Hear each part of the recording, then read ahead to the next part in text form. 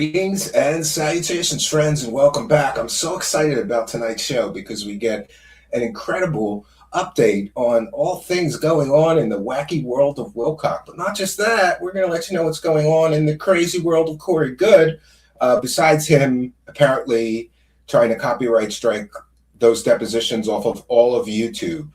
I'm aware, just so everybody's aware, I am fighting that tooth and nail. And I have been since December 7th. And I will continue to fight because this is an injustice and we cannot allow, essentially what's happening in these Corey Goode copyright strikes, it's like somebody robs a bank and then petitions the court that nobody in the jury is allowed to see the video of them robbing the bank. He can't claim any ownership of the videos. And by the way, my videos aren't the original videos. They're highly transformed, highly edited, highly redacted.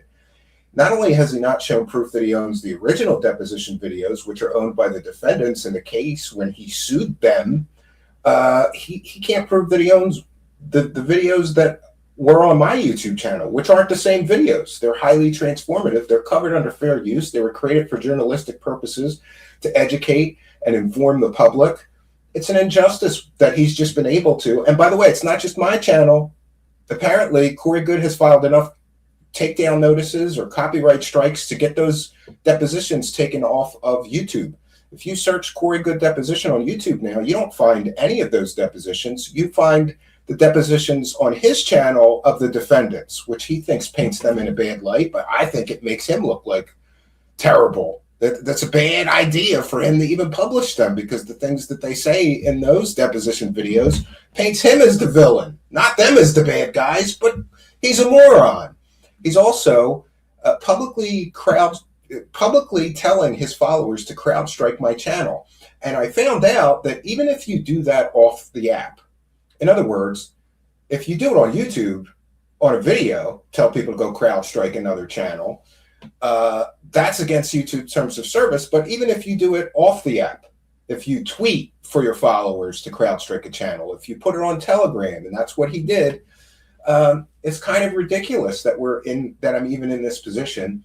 And at a time when I really have better things to do, principally of which is worrying more about my health than filing endless appeals trying to explain that these videos are from a public deposition and reveal that this person may have allegedly defrauded the public out of millions of dollars, and all the proof of that may allegedly be in those deposition testimonies. You shouldn't be allowed to do this, but this is where we're at, and this is where we find ourselves. Joining me today to go over one of my favorite stories that we've ever covered here is the David Wilcock charity story. For those unaware, David Wilcock started a charity some time ago with his wife called the David Wilcock, I think it's like the David Wilcock Spiritual Empowerment Center, or we'll give you the exact name, and in which he's collected hundreds of thousands of dollars since he started this charity. He can't show any charitable work that he did. And in the 990 filings that we've already covered here, it just shows that he collects money and then he gives like a nickel of the dollar. That, in other words, if he collects $1, he'll take a nickel of that dollar and give it to some other charity. He spent tens of thousands of dollars on cameras, equipment, and software and computers. And then he apparently or allegedly used that equipment and software and cameras and microphones bought for the charity. He used that same equipment to do his for-profit streams, which I'm not a law enforcement officer. I'm not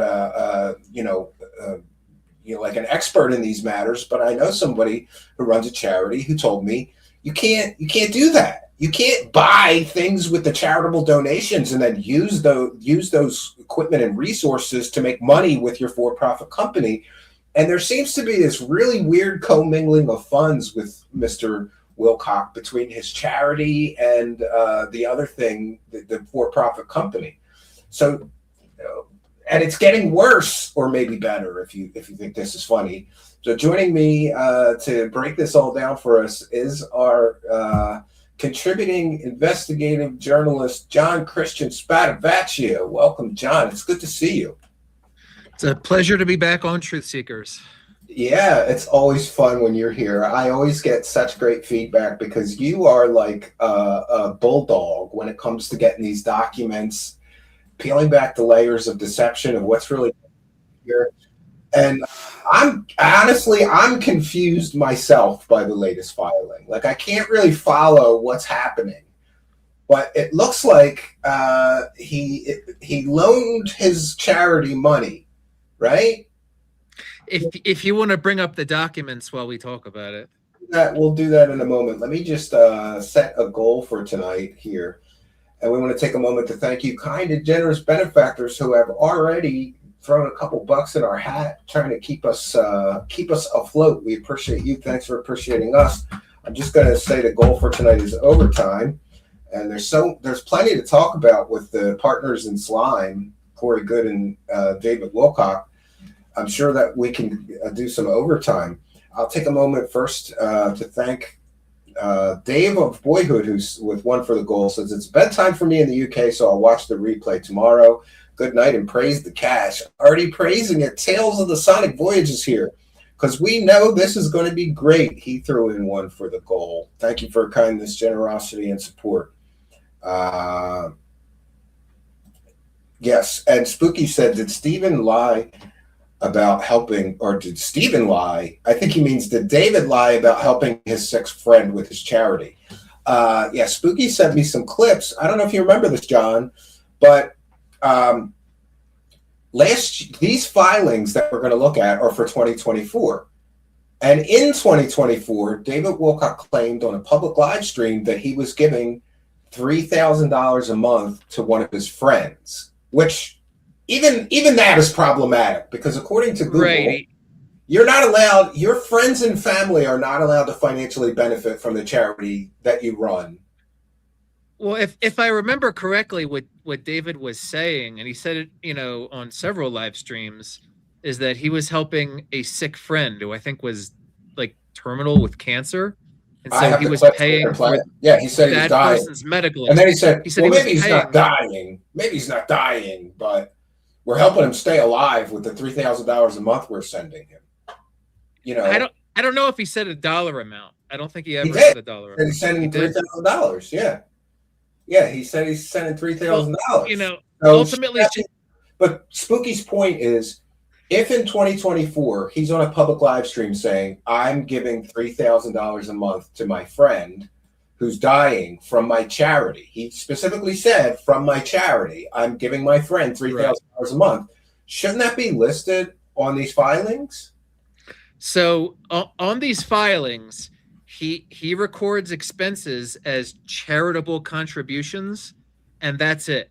There's no deeper explanation. There's no line item, listings. It's just charitable contributions of over $40,000. Yeah. Well, this is what then 12, 24, 30, 36,000 of that could be money he gave to his friend. Well, no, the real story here is not on this page, but it's on Schedule O, the blue box. Go to the blue box. Okay, sure. So that's where he describes some of what's going on. Okay. And that other page is funny too, because David is still saying he works 40 hours a week for the charity, which probably is not true. It's probably not true. Well, considering, listen, and here's why I have no problem with somebody running a charity, trying to do good things, help the world, whatever. But the problem that I have with David Wilcock is that he collects all this money that he claims that he's going to use for charitable purposes. And then, it's not like he's working in a fucking soup kitchen or feeding the homeless that he could document. And you're right. No. Here he is saying, I'm working 40 hours a week. Does it take 40 hours to write one check to a friend every month? Right. So if all he did was give $3,000 a month to one of his friends, this is what bothers me. Like, should he legally be allowed to accept tax-free donations and not pay income tax? Well, here's the other thing, Stephen. Okay. Here on this page and in this box, he says he works 40 hours a week, but nowhere in this tax filing does he show that he's getting any compensation? He's not collecting a wage or a salary. He's not taking out like, any kind of owner draws or management fees like Beth is. Remember Beth's filing back from 2023? Yeah. She was paying herself most of the money, right? No. She was collecting like a 20-some $1,000 salary, and she paid herself a $32,000 management fee.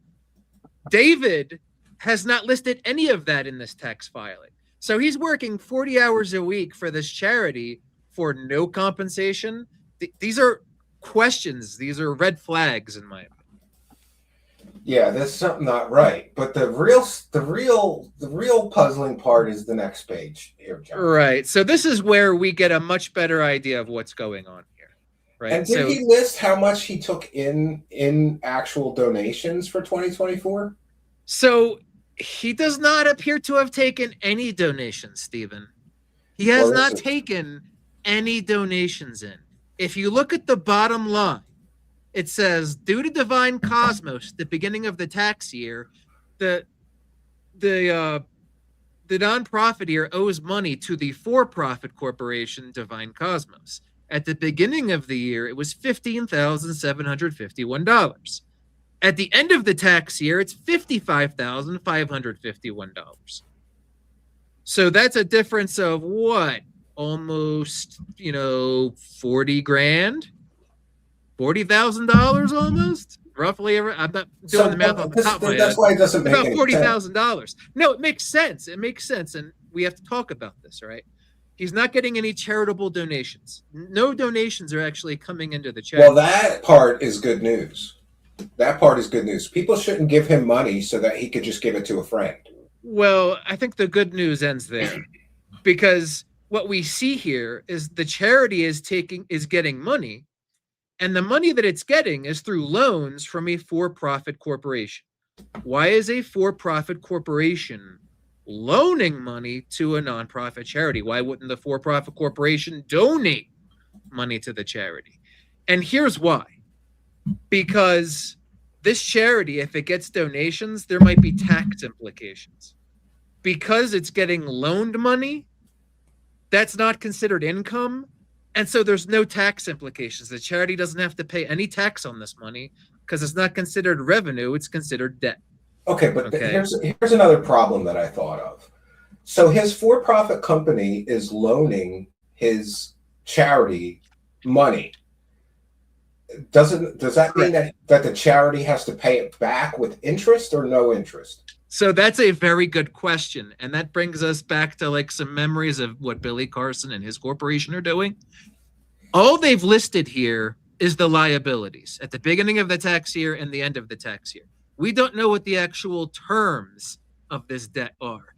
But if it's like Billy Carson's debt, Stephen, that Billy Carson was paying himself from his corporation with this debt, if the terms are similar to that, it's probably no interest rate and no maturity date, which means David doesn't have to pay interest, or I'm sorry, not David. David's charity doesn't have to pay interest on the debt, and they can pay it back whenever or never because there's no maturity date.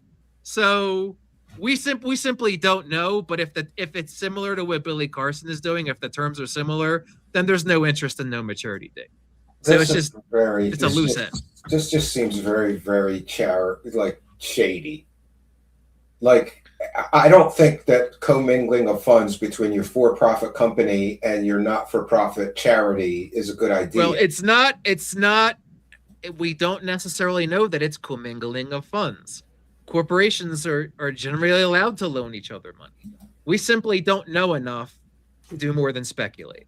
And then, of course, thank Tampon Blood Magic, who gifted a sub over on Kick. Very, very kind and generous. Thank you for your kindness, generosity, and support. One moment. I'm a bit out of sorts here today. Everything was last minute. You ever have one of those days? So yeah, when there's so much shady stuff that has gone on with this, he's on the record saying that he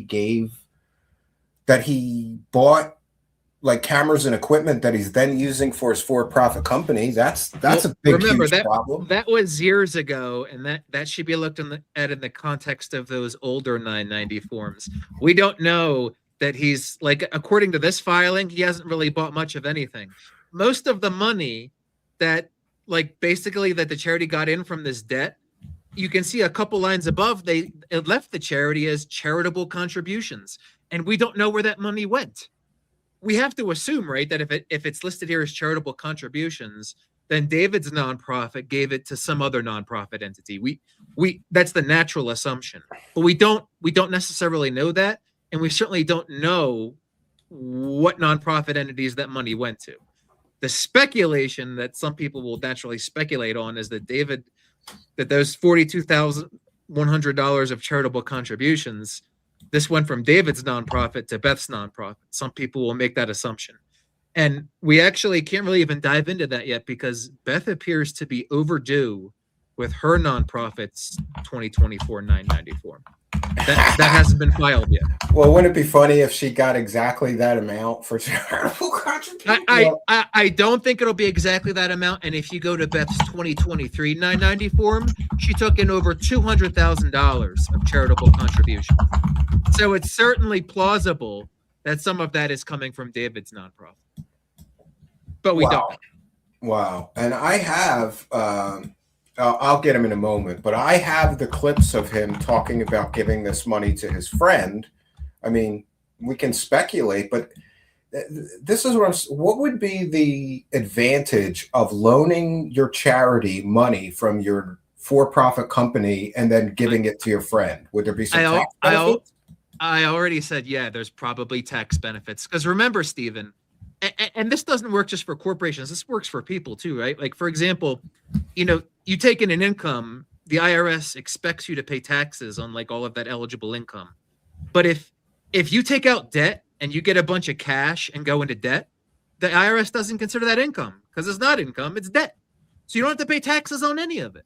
And that's why Billy Carson in his SEC filings, says that he's taking loans from his company at no maturity date and no interest because they don't have to pay taxes on it. No, it's not alleged. It's not allegedly. It says it right in the SEC filing, right in it. Anyone can go. Well, John, I'm just trying to be very careful considering the amount of legal threats that people are tossing around just for, Right. But I'm not investigating. It's not speculation. It says it right in the SEC filings it says it right in one of Billy Carson's SEC filings for one of his companies that the owner, Billy Carson, takes out loans from time to time from the corporation at no interest rate and no maturity date. And we know why they do. So then he doesn't have to pay taxes on any of that money he's taking out of the charity. Well, yeah, because it's coming in as debt. He doesn't not know income. any, Yeah. he doesn't, Wow, it's that's not income, shady. and then the money is leaving as charitable contributions. So, it's not, none of it's really subject to tax if it's what he says it is. And we know that sometimes what David says things are not true. Things are not as they seem to him. But we have, I have this clip of him talking about giving money to his friend, which go ask anybody that's in a charity. Like, you can't take money from your charity and give it to your friends or your family. That's that's a big problem, apparently. Right. But remember, David has said that he wasn't just giving it to his friend. He was paying for his friend's medical expenses, which might be tax exempt. I simply don't know.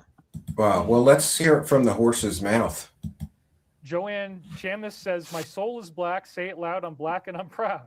All right.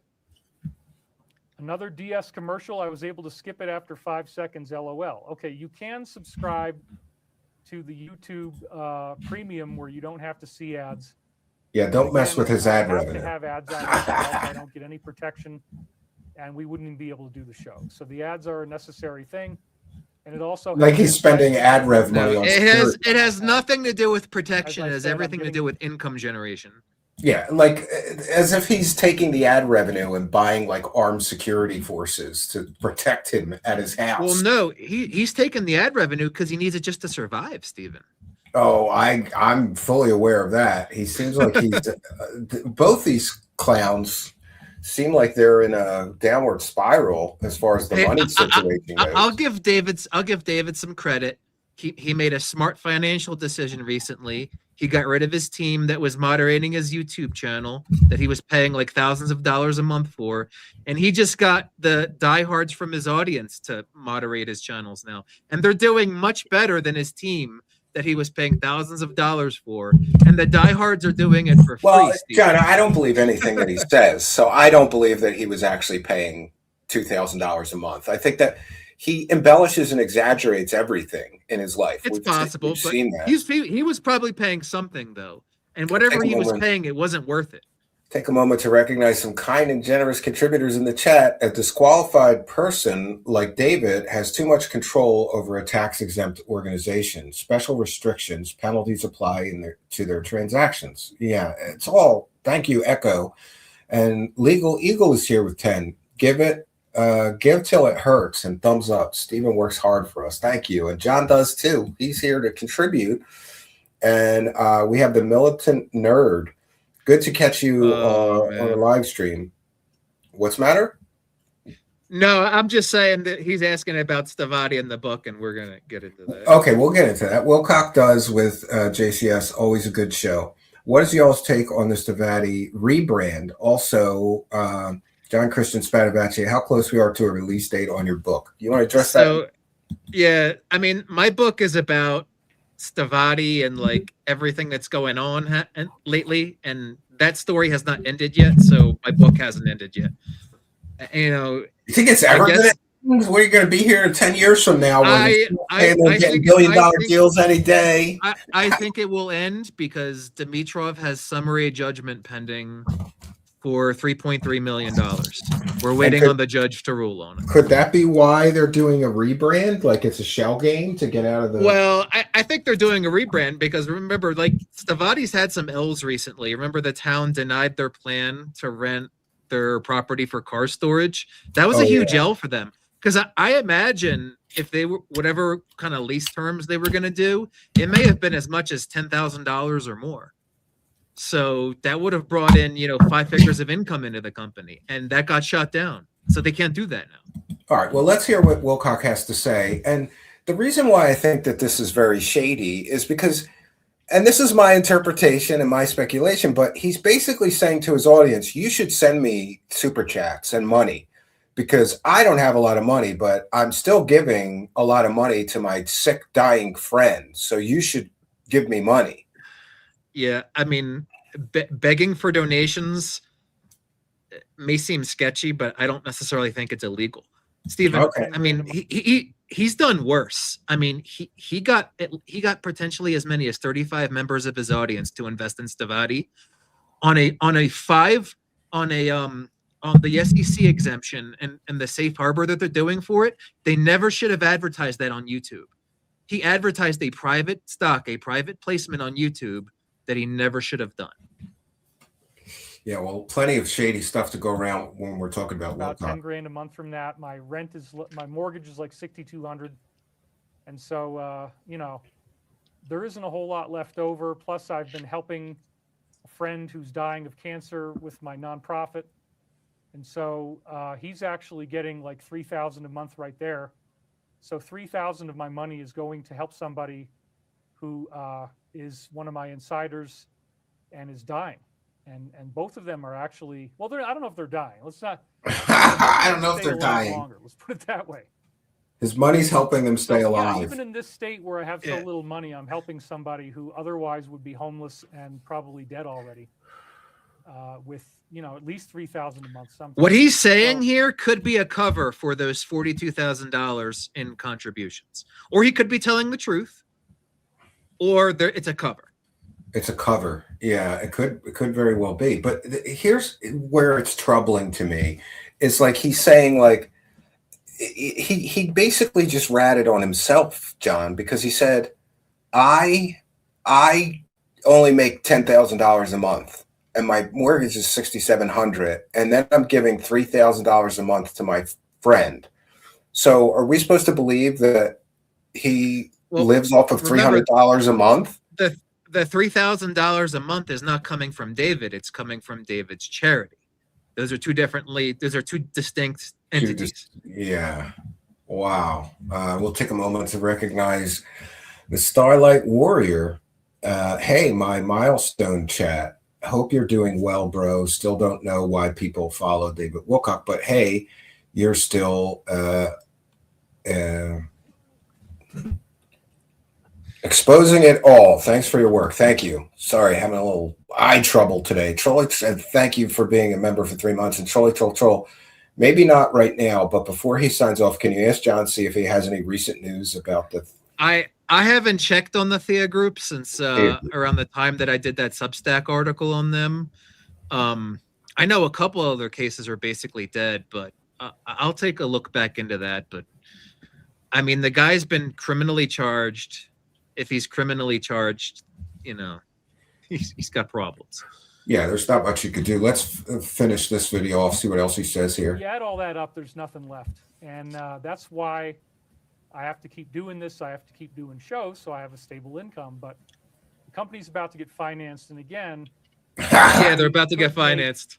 Quintuple the amount that I'm making now, if not more, if I simply did ads. But then if I did these ads, I'd only have to talk about somebody's product for maybe 30 to 60 seconds at a time. But in the process, they would tell me, David, we don't like that you're saying blah, blah, blah. You really need to stop doing that.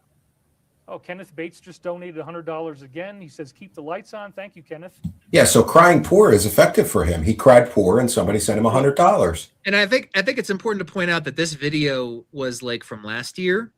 And in the last couple months, Wilcock has gotten a lot worse for begging and asking for super chats. Oh, he's turned into a full-blown e-bagger now. Yeah, he explicitly says on every stream, I want the super chats. I need the super chats. We need to make the goal. And actually, it's that as far as getting more super chat money, that strategy seems to be working pretty well in the short term. But Steven, if you look at the views, like the view count for his latest live stream, it's really, really bad. It's like 40,000. His views have tanked. They're half of what they were a year ago. Yeah, well, people are losing interest as he continues to make these false predictions. Remember, we're supposed to get open extraterrestrial contact. Right.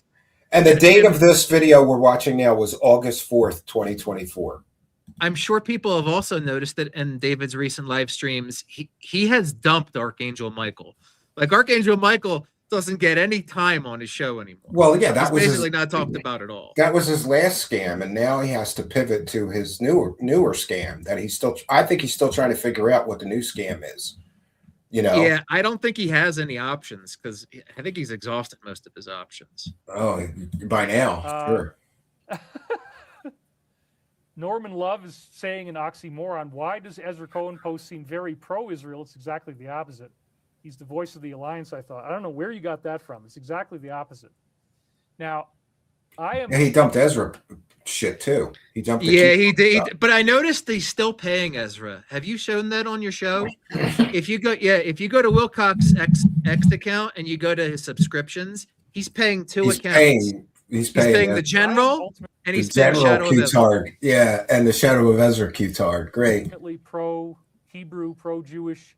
I'm not anti-Semitic at all. I'm pro-Semitic. And I see that at the top levels of various countries, including that country, that we have problems with the leadership. So the DS now, a lot of it. Oh yeah, you can't be critical of Israel or the Jews, right? Does appear to be coming out of that particular arena, but again, most of the people in that country. That's why he jumped ship on Ezra, because Ezra went full blown like against Israel and the Jews, man. Yeah, but I think that's really hurt him. Because a lot of people watch David for those Ezra interpretations, and he stopped giving them, and his view count went down. Well, yeah, he should pay those people because basically half of his show was just reading Q-Tard posts from those people in general and this Ezra. They're going to get their control back very soon. So I'm not too worried about it. Julie says, David, you've got a great soul. Yeah, right. All right, well, that's it for that. So you want to tell us about I want to hear what's going on in Corey Good legal land. We know that Gaia is suing him. We know that he declared bankruptcy, and that sort of is screwing up the Gaia court case, right? Well, Yeah, it's basically put a stay on the whole case, essentially. In case, I mean, we could touch on the court hearing that happened yesterday. Some people in the audience may have dialed into the court hearing. Well, what was the had a purpose chance. of the hearing and what happened at So it? the 'Cause hearing you yesterday were a was for witness to it, right? Right. So the hearing yesterday was for discovery disputes. Gaia had emailed the judge about issues surrounding serving subpoenas on people and the fact that Corey Good's bankruptcy has effectively placed a stay on the case and proceedings and doing things in the case. And Gaia was basically, this discovery dispute was basically Gaia trying to figure out what's what with the judge in the case law to figure out how to proceed. And as the judge confirmed on the call yesterday, and Gaia didn't dispute it, the fact that Corey Good's bankruptcy still has a stay. It still has a stay. It won't necessarily have a stay in the future, but it has a stay right now. And that stay is preventing Gaia from making subpoenas to other parties in their case. That was confirmed yesterday. And then, we're basically looking at Corey Good's bankruptcy to figure out how we really proceed with the Gaia case right now. But the other issue in the Gaia case, and there's a second hearing later on this month for this, is Corey Good's criminal contempt of court. And the judge also confirmed in the hearing yesterday that hearing is still moving forward, even though, Valerie and Corey submitted a filing to show cause or try to show cause. And, so that's going to happen. And I suspect that hearing will be very bad for Corey. I forgot to play this one thing from Osiris Christian. Yeah, this is pretty funny. We figured out what's going to happen to David Wilcock when the IRS figures out what he's been doing. And of course, this is a comedic parody, so don't sue me. There's the IRS coming to take him away, John. Man, AI is getting pretty good, man. It is. This is what AI should be used for, right? It's just real enough to be funny. Yeah, but it's spottable that it's AI, though, so people. Yeah, because like the whole background where David walks away, that's not what his desk looks like. That's what the AI thinks it would look like. So. Well, it's still a pretty good interpretation, and it is pretty funny. And so anyway, so Corey, he filed a statement with the court that basically was trying to get out of the contempt charge, right? Where he said, like, I wasn't aware, I didn't know. He blamed the show host. Yeah. I mean, they basically blamed us. I believe Valerie's verbiage in the filing was that Corey's action that was a contempt of court, that action occurred in a background of like online criticism and harassment or something like that. I mean, the judge obviously it's not good enough for the judge because she said yesterday she's still leaving the hearing on. So there's still going to be a hearing. So he may face actual criminal contempt of. I think that Judge Starnella, who's only a magistrate judge, will refer this to District Judge Domenico, and then he will make the final decision. Wow. And based on everything that's going on, I think Corey's looking at like some kind of penalty. I don't think it's maybe it's criminal contempt of court. I don't think jail will come into play, but I think there is going to be a that's interesting. And the judge used some pretty strong wording. Basically, I read the filing basically saying like, just because somebody is declaring bankruptcy and they have a stay doesn't mean that they can ignore the other court orders in a case. Right. So for those unaware, Corey talked about what was supposed to be confidential stuff about the settlement conference with Gaia, and he talked about it publicly on a public live stream like a moron. And so he's facing contempt of court charges over that. And he basically cried and apologized to the court in a written statement, which is pretty funny. But, so what was the hearing today or the latest hearing, though? And what happened? There was no hearing today. Okay. I want to mention. The latest one. I do want to touch on one more thing on the hearing yesterday, which is that Corey's, often criticized lawyer, Valerie Aneros, she's a moron, in my opinion. I'm allowed to have an opinion. She's a legal moron. Towards the end of, I agree. Towards the end of the hearing, she made a cheeky request to the judge that despite the bankruptcy stay, she asked the judge's opinion on Valerie filing a motion to dismiss the case. And the judge's response was basically like, yeah, there's a stay on this case, and I don't see why you would ask for a dismissal.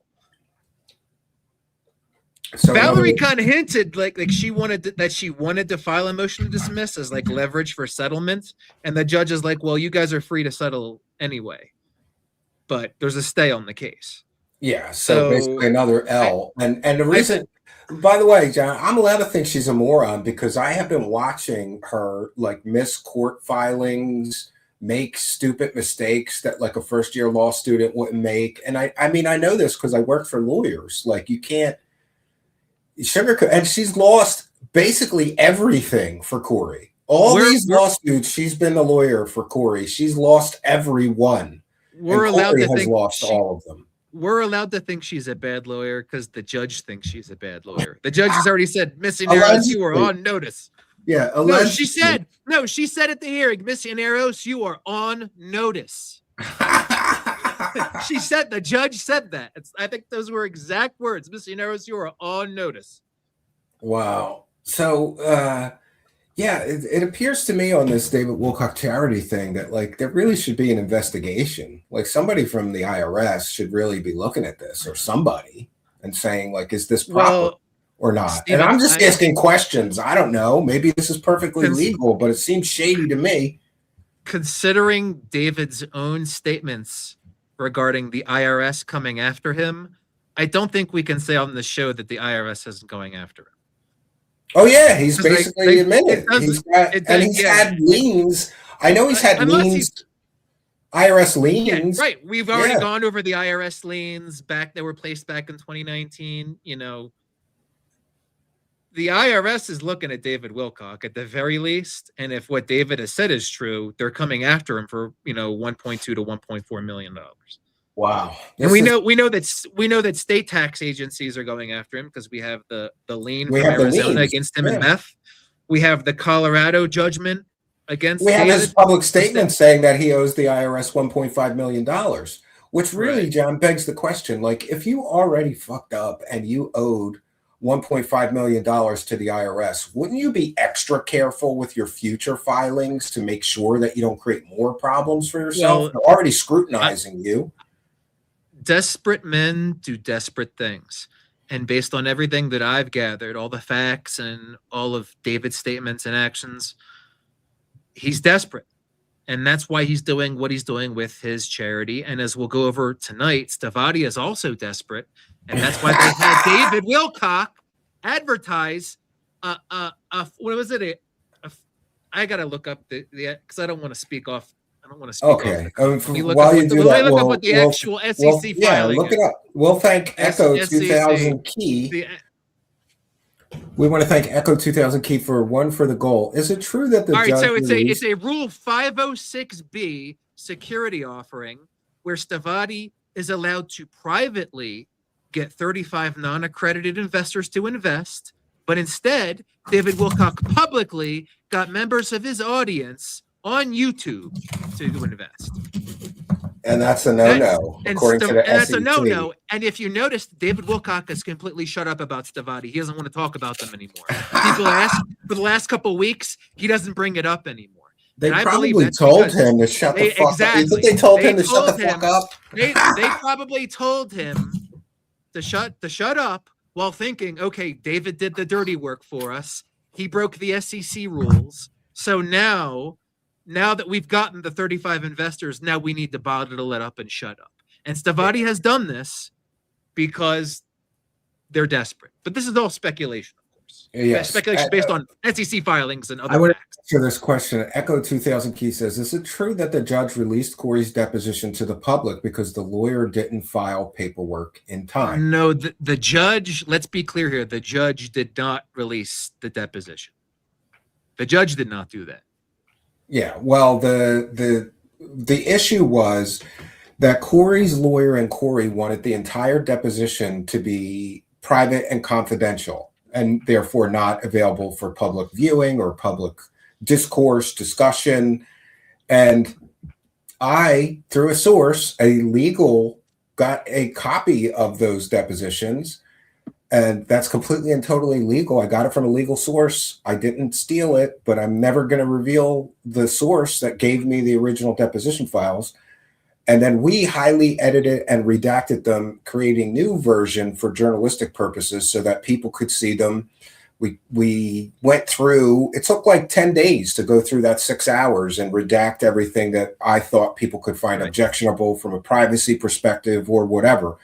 But really, the judge Corey tried to get sanctions against the defendants because they first released one of the 6, but I was the first to release all 6. And the judge ruled that the release of those videos was not, a problem.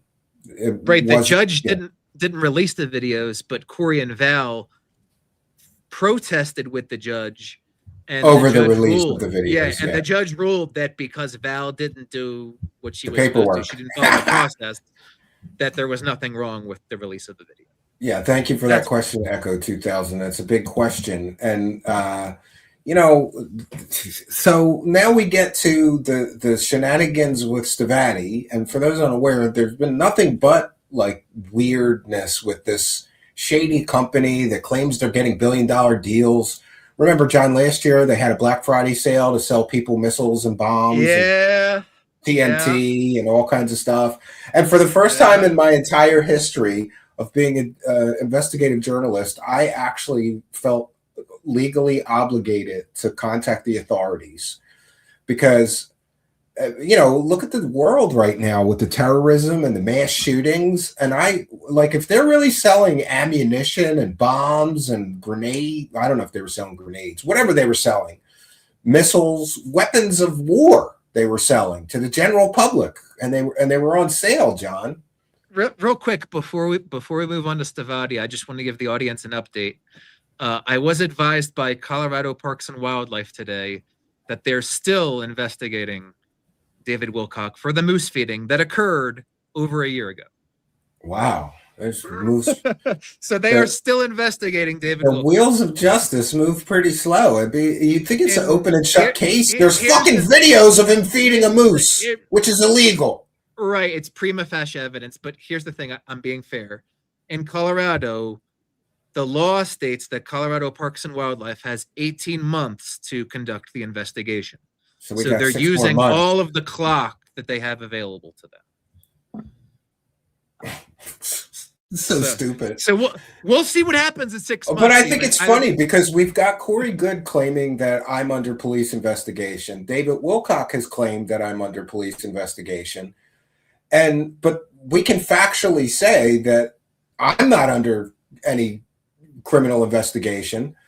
And believe me, I've checked, but that David Wilcock verifiably is, and anybody can call and verify this. He's under criminal investigation. You can't call. What you can do is you can submit there's like freedom of information, the freedom of information request that's under federal law under the Freedom of Information Act.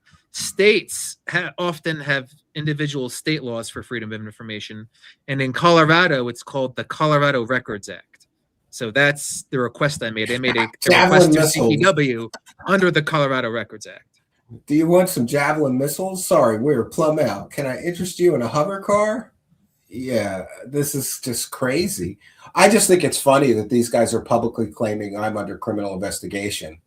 And I'm not. But that one of them is, right? And in my opinion, both of them should be for the various, I just don't understand.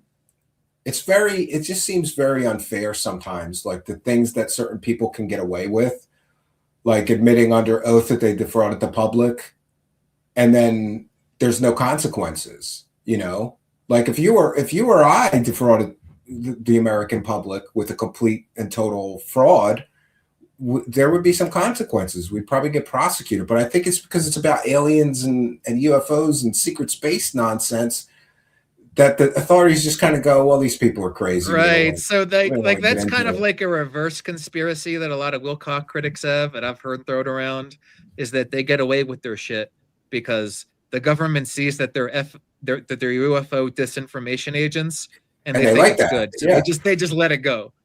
They're Chad like, Wellington. let it be. Chad Wellington with one for the goal. Do you think Wilcox will bathe in other men's urine so that his power will ascend in 2026? Just asking for a friend. I don't know. But that's one way to ramp up the crazy. It's crazy enough that he's telling people he's taking baths in his own piss. That's how he could ramp up the crazy, John. He could say, I'm getting everybody, all my neighbors are coming over to piss in my bathtub, and I'm going to increase my superpowers by bathing in other piss. According to David, it was the Archangel Michael who told him to bathe in his urine. And David and Archangel and Michael, they might be on the outs right now. So, yeah, have you noticed? He completely dropped the Archangel. For those unaware, David Wilcock's major scam, in my opinion, was that he was in communication with the Archangel Michael, and the Archangel Michael was telling him the future and all these secret prophecies about what was going to happen in 2025. And you got to buy my books for $333. Yeah, he wrote like 6 or 7 books about what the Archangel Michael told him. Yeah, and then 2025 came around, and all the deadlines, he missed all the deadlines for when he said all this stuff was going to happen. Horribly failed psychic predictions. And now he's just kind of slinked away from the Archangel Michael, John. He's just slinking away. I don't want to talk about all those predictions that got wrong, but there is people. I've noticed there's people in his live chat that are calling him on his bullshit, but then they get deleted from right, because his new moderation team that's full of diehards, they're doing a bang up job of deleting the trolls. Great job, cult members. And for those unaware, David Wilcock lives in an echo chamber. You can't go and ask any critical question in his live chat, or you will be instantly deleted. For example, some of his followers are going, I bought your books about the angel predictions, and none of what you said would happen has happened. When is it going to happen, David? They get deleted. Those comments get deleted. Those people get hidden from the channel. You're not allowed to be at all critical, or, come on. You fucking said, buy my books. All these things are going to happen. Open extraterrestrial contact, mass arrests, and we're all going to get ascension and superpowers by May of 2025. It's December. We have to examine the possibility that David's new moderation team is doing such a good job of banning people that they may actually be reducing his viewer count. Oh, yeah. He's not getting the views he used to. His views are cut in half from what they were last year. Because when I looked earlier today, he only had 40K on his latest video. Let me take a look now and see what he's got. It's probably not even 40K. He's at 37K for his most recent live stream. Only 37K. He would have like 3 times that amount a year ago. Yeah. 100, 150,000, 200,000 views on one video. So Midnight Mark, keep hitting the ban hammer of people on people. Yeah, you're fucking his money, dude. In a couple months of Midnight Mark, your cult leader will barely be able to make 20K views. Well, that's where Corey Good is at. That's where Corey Good is at. Have we talked about that? You and Richard Whitney and Ed Creeder and Kenneth Bates and Crystal Sweeshoe and Charlie Winter and the rest of the diehard cultists. Keep it up. You're doing a great job moderating the chat, and you're killing his viewer numbers. Wow, Corey Good is even worse. I did check on Corey Good's Social Blade, and Corey Good hasn't gotten any new subscribers in like a year, from what I remember. And he lost 1,000 recently this year somewhere. And also, Corey used to get hundreds of thousands of views. His latest video, which is titled Beyond Disclosure, the Corey Good Files on Amazon Prime, he got, is that 6.2? Let me just make sure. Now that you bring it up, you remind me, we should definitely talk about the latest 9,200 views. We should definitely talk about the latest filings in Corey's bankruptcy, because he sent him some new filings in the last 48 hours, and he has amended his bankruptcy petition. And guess what, Stephen? As it was brought to my attention by Echo, Corey now claims in his amended petition that he has rent now of over $3,500 a month, which is ridiculous. There's no way he's paying. He said he was paying 0 rent in his initial bankruptcy filing. And now he says, oh, I'm actually paying $3,500 a month in rent. Well, what do you think is the discrepancy there? He's trying to pump up his expenses. There's a discrepancy between 0 and 3,500. Like, how, when you submit that bankruptcy filing, you file an affidavit that what you put is true and correct. How do you go from 0 rent to 3,500 rent? How do you do that? Yeah, there's something shady going on with that. And also, you discovered that he's now claiming that he's making $8,000 a month from his new company. Right. So Corey previously said that him and his wife had 0 income. In this amended filing, not only is he now claim he's paying a rent, but he claims he's getting almost $8,000 a month as an employee of one of his own companies called Disclosure Media Incorporated. And if you look further in the bankruptcy filing, this company, this corporate entity, Disclosure Media Incorporated, they own the rights to his new doc, the Corey Good files and all that stuff. So clearly what he's doing is like all of his new projects, like his webcomic and all the stuff he's doing with Polyscope, all that's being funneled through this corporate entity, Disclosure Media Incorporated. Well, could that be because his other companies owe other people money and he doesn't want to have to pony up the money? Yeah, so this is a tabula rasa for Corey. This corporate entity is a new slate. But here's the thing. There's no way that this new film that's only been out for a few weeks, there's no way it's earning thousands and thousands of dollars for him. How is he collecting salary on this stuff of $8,000 a month when barely anybody's watching it? Yeah, I was trying to find the screenshot where he said, but I'll make sure it's on my Twitter. It's just interesting to me. You're right. A brand new company that just put out one product that's not selling, like, at least I don't think it's selling. It's only got 20 reviews on it. I don't think it's selling either. And so how is he collecting a salary or a wage of $8,000 a month for this? It doesn't make any sense. And, you know, maybe Gaia or his other creditors in bankruptcy will agree with me and they'll demand like pay stubs. Yeah, I mean, he should have to break that down, right? Right. But it's really up to what happens in bankruptcy proceedings. It's crazy. It's highly questionable. It's crazy that he could say and people have suggested that he's taking that money from the other entity that owes everybody all kinds of money and stuff. Like his previous partners owed I've looked hundreds of thousands of dollars. Too. And I mean, the question is, Stephen, how is he paying himself? Because this entity, this new entity, Disclosure Media Incorporated, it was only formed about 6 months ago. So how is this brand new entity with these brand new projects already paying Corey $8,000 a month?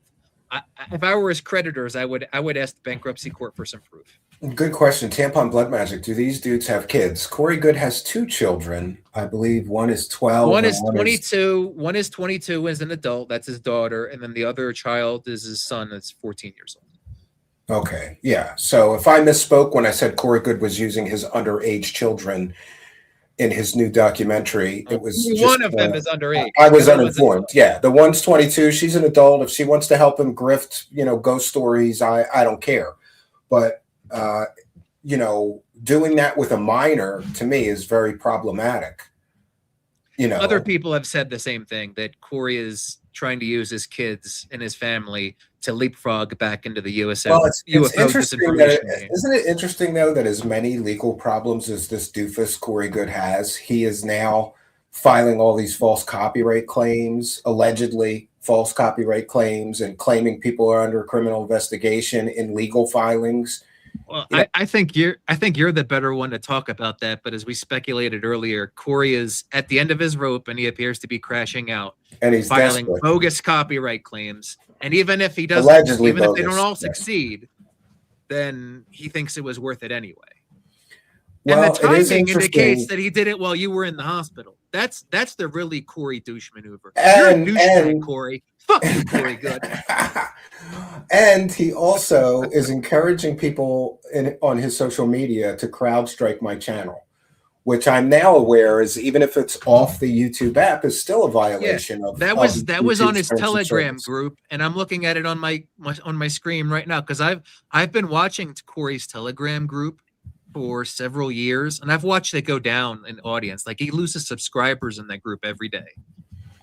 And I've seen some interesting posts by Corey in that group. There is actually a post that I haven't really told anybody about that I saw about a year and a half ago that Corey left up for like a half hour and then took down. And Corey is basically threatening all his haters with calling the FBI. Like, the guy's at the end of his rope. He is so desperate. You can smell the desperation coming out of his butt. Well, look, we can speculate, but a lot of people have said how narcissistic he is, and a narcissist, if you ever had one in your life, if you've been unfortunate enough to have a friend or especially a family member, I have, they never accept responsibility for their failures. They always blame other people. They never, ever will accept criticism of things that they did were wrong. They won't, I have one in my family that's a total, I don't know if he's a narcissist or a psychopath, because he just rips people off left and right. He has no empathy and things. So this is Corey Good on his Telegram, and here he is saying, I would consider it a personal favor if each of you will visit this YouTube channel. He's talking about our channel here, Truth Seekers, and report it for harassment. Let's have this cyber harassing channel removed. Thank you in advance. And then he gives my YouTube channel. This he did, right after I got out of the hospital. And I don't know if it's true or not, but, somebody told me, a source told me that he did this now because he thought I was like really in a bad way medically, and that I wouldn't be able to fight back against these false allegations and false he wanted to hit a man while he was down. Yeah, kick me when I'm down, Corey. What a scumbag, like that is just shows, and this shows the malicious nature, that this isn't about enforcing copyrights, John. No. This is about punishing me for publishing those depositions. I'm sure he now blames me for publishing those depositions for why his latest shit film, which looks like it was made by a 12-year-old that just started a YouTube channel. That's how bad it is. I think he's blaming me for why nobody bought that. It's because of those depositions that Truth Seekers released. It's his fault my film didn't sell. Maybe it's that your film is shitty and your stories are shitty, and people know that you have a history of defrauding the public with stories that are fake and made up that you claim are true. The reason that Corey has crashed, there's multiple reasons, but ultimately the final nail was the deposition. And it's not, that deposition was going to see the light of day one way or another. Corey needs to accept the fact that he told the truth behind the scenes, the same truth that he's been deceiving his audience about, and that got leaked out. His deception got leaked out. His deception is what killed him. His deception was the final nail. Yeah, because people really need to remember, I always have to stress this about those depositions. Corey and his lawyer thought nobody will ever see or hear what he says in those depositions. So he thought he could say anything he wanted, and nobody from like the UFO or conspiracy land communities would ever hear what he had to say about having never been to space physically, having used saying that the stories were true for public relations to get more sales, I suppose, or whatever. And all of the shady business dealings, the guy essentially accused all of his business partners of embezzlement, and then he admitted to taking money out of the account that was not his. Yeah, so, I think it's funny because Corey refers to himself as an intuitive empath, but the guy practices zero empathy. He took all those people's money and smiled and moonwalked away. Like the guy can't spell empathy. He can't find empathy in the dictionary. Yeah, you would think, right? And if you were an intuitive empath, that means that you can sense people's emotions and feel their emotions. So why would you inflict so much emotional trauma and psychological harm on so many people when you feel that? When you. I just want to get this on the record, and this is kind of off topic, but everyone I've met in my life that refers to themselves as an empath usually turns out to be a sociopath. Or a nut job, yeah. Yeah, that's been my experience. When someone says I'm an empath or something to that effect, it's usually because everything is about themselves. They're I usually think you watch too much Star Trek. You know, Counselor Deanna Troy was an empath. You know, empathy is a human quality. It's a respectable human quality. But when you start making when you start making yourself all about empathy, as if you have a supernatural ability to. And I think empathy is probably a scale, John. Like some people may be very empathic and some people may be less empathic, especially people who are neurodivergent. Like autistic people can't sense emotions very well from other people.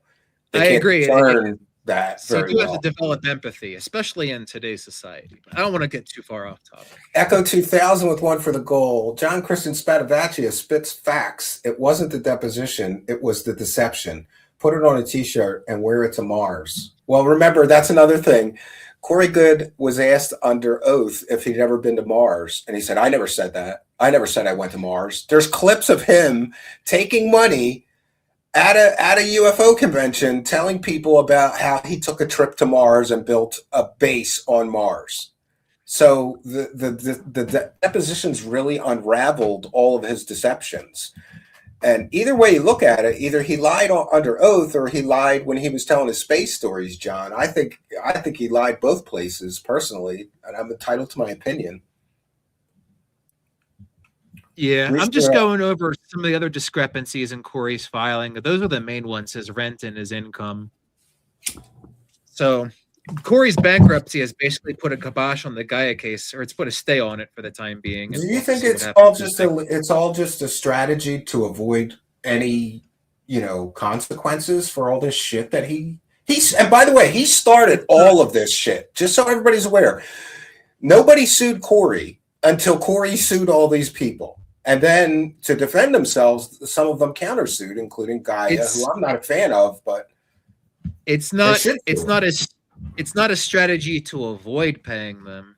It is a strategy to try and pay them much less. Because remember, under Corey's Chapter 13 plan, he's going to pay his creditors a fraction of what they're owed. He's going to pay all of his creditors $300 a month.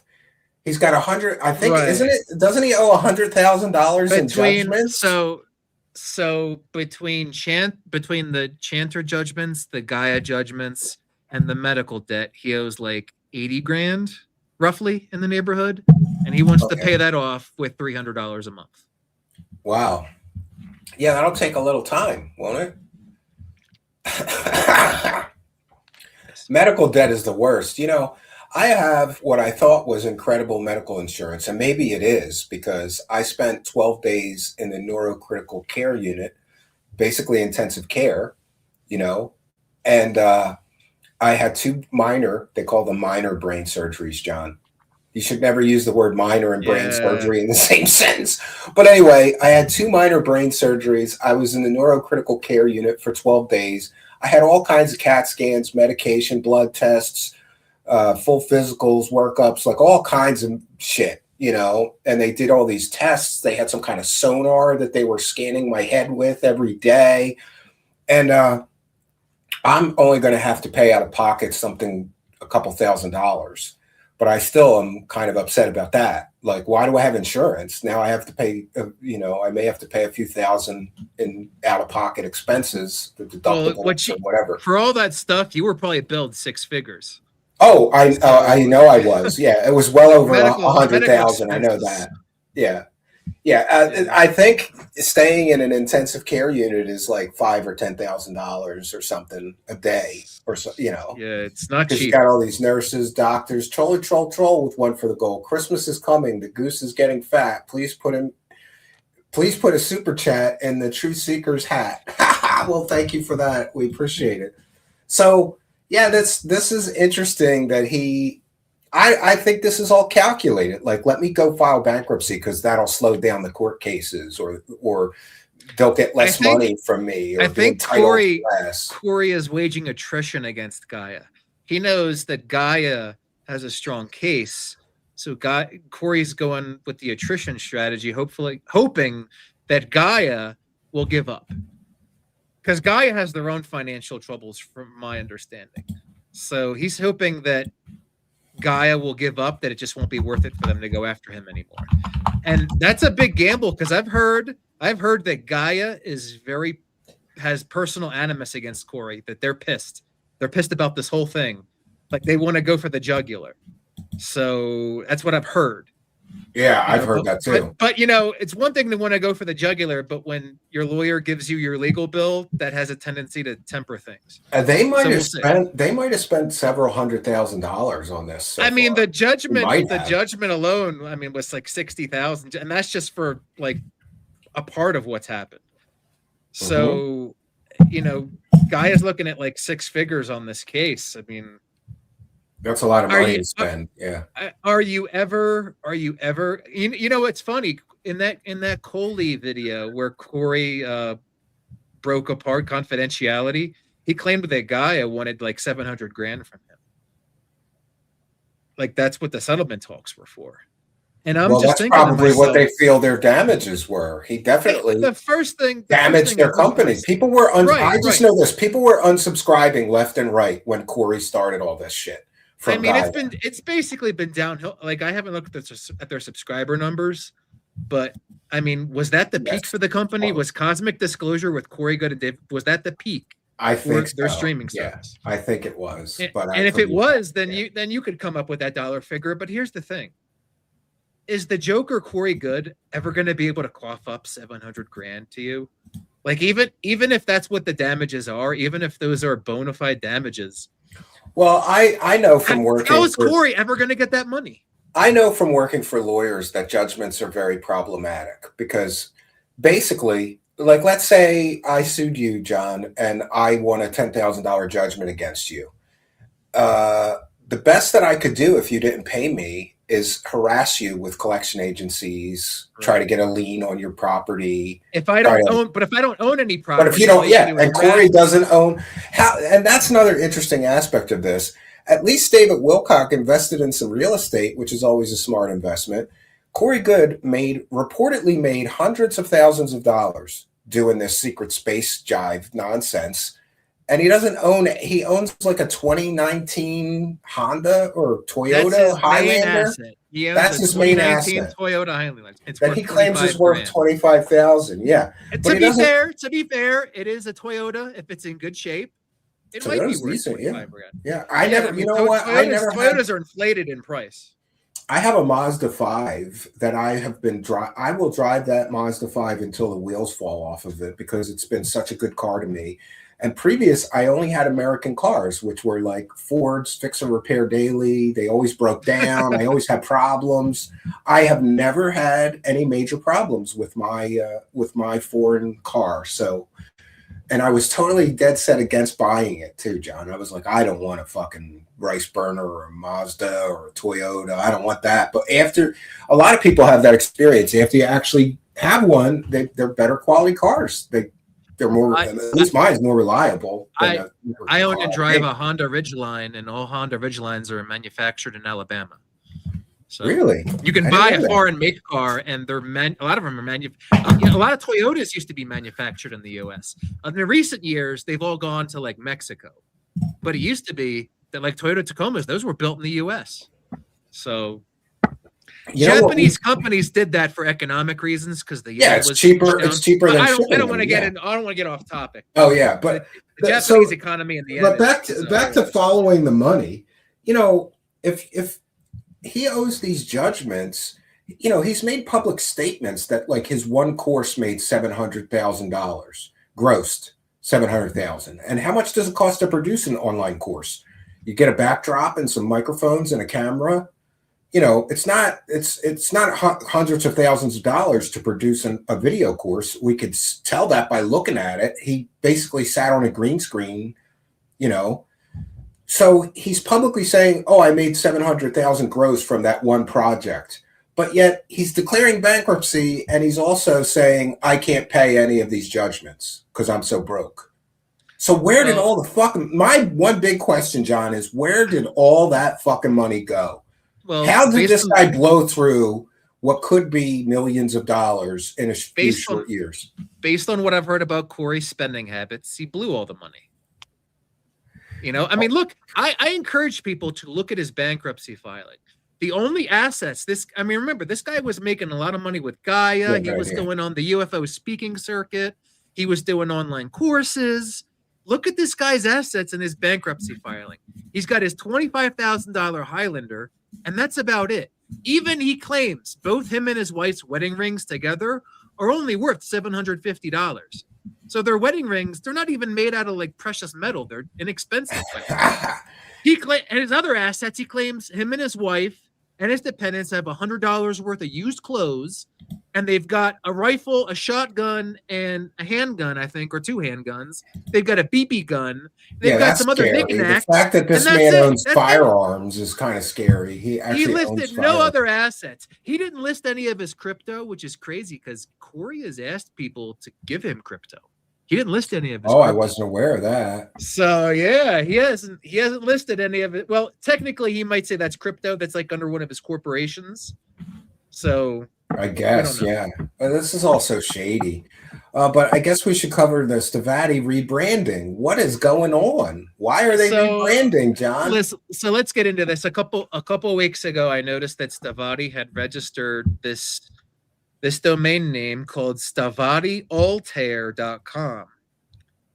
And they have this new website, StavattiAltair.com. So they didn't just register the domain, they actually set up a website for it. And it just has a simple landing page. And it's very mysterious. And if you want to bring it up and show people, Stephen, so people. What is it? What is the .com? StavattiAltair.com. If you go to Stavatti.com, it'll just redirect you. Oh, Stavatti. Yeah. So I noticed this domain a couple weeks ago on this website, and recently, within the last week or so, Stavatti made their own Stavatti.com redirect to this website. So now they're not Stavatti. Is. Like I've heard now it's a rebrand. Stavatti Altair. We don't know. We don't know, Stephen. I've heard people say it's a rebrand. We don't know that. It seems like an awful lot of people in this small group of retards likes to like play shell games. You know, like, I don't owe you that money. That corporation that went bankrupt owes you that money. Or, you know, that's been a common game, and that's how like the rich and powerful do it. You know, corporations are a powerful tool. This is great. Tim Curley with one for the goal, putting a smile on my face. Corey is the broke Rogers in the 21st century. Yeah, by all accounts. I mean, you're definitely broke. I like how in those interviews he was like, "Oh, this is just a strategic, reorganization, and all my critics are having a lot of fun over me declaring." Yeah, it's funny. You deserve to be bankrupt and broke, in my opinion, for all the hell that I believe he put so many people through.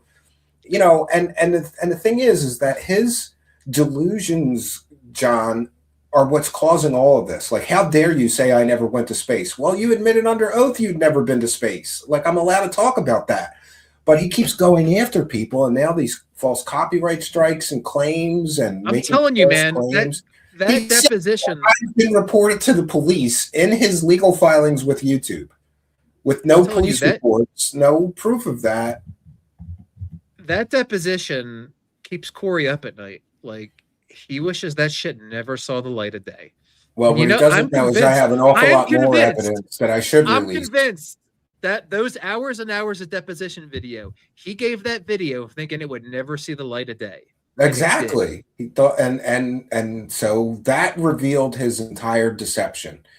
I mean, it really, I think it's the most spectacular example of a UFO or alien or New Age grifter like destroying their own scam. You know, I agree with you. And I would say that deposition has had a greater effect than just on Corey Good. I would say that like in the wider UFO community, that deposition release has caused some problems. Well, now more people are aware that some of these people are just making up stories for money. Right. It raised awareness that this is very deceptive tactics used to put these stories together and these documentaries and these books. And also, Corey himself admitted in the depositions that the UFO or the disclosure movement is $1 billion industry. He said that himself. I don't know if it's $1 billion industry. It's definitely a millions of dollars industry. I don't know. I'd say hundreds of millions for sure. Because go look at Netflix, all the UFO documentaries, and Hulu, and Amazon, Apple. That and the fact that like the top names, like I heard Greer, like Greer has conferences you can buy tickets to. I heard they're like $700 a ticket. Yeah. You can't charge $700 a ticket. I mean, that's almost Super Bowl prices. That's ridiculous. It's the Super Bowl of UFO retards. Yeah. It's funny. I was just thinking about this today because I don't like follow Greer that much, but you know, I follow a couple of things he said in the past. And I believe Greer has told people, like, you don't make that much money as a doctor. He's told people that because he used to be a doctor. I think he was an ER doctor, right? He was a doctor in the ER. Yeah, but somebody has shown proof that he may not have ever been an ER doctor because somebody found. But Stephen, you broke up. Like shaves your bunions and stuff. Yeah, we just pixelated for a minute. Our stream broke up, but anyway, yeah. I mean, Greer we're breaking up again.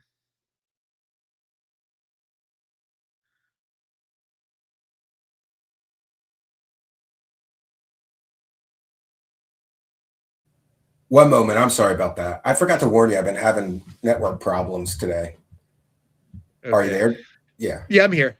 So anyway, as I was saying, Greer, if he's telling people you don't make that much money as a doctor, he's telling people that because he charges $700 a ticket for his conferences. Of course, he doesn't think you make that. Well, no, there were some of those events that were like thousands of dollars to attend to see the aliens. You know, I think it shows you flares. Because like Contact in the Desert, I think cost like $1,000, right? Yeah, I mean isn't that a week-long conference? So maybe. Yeah, but still, for $1,000, that's a lot of money. The CIA has censored the broadcast, and stuff like that tells me that it's a millions of dollars industry. I don't think it's $1 billion. Yeah, well, you know, a typical exaggeration and embellishment. But back to the Stavatti Altair, like I know we can only speculate, but like, does that mean that Stavatti, the company that's been in business for 30 years but never produced a single airplane product or service, is going belly up, and now they're going to do this, Stavatti Altair, instead? We don't know that this is their belly up plan, so to speak.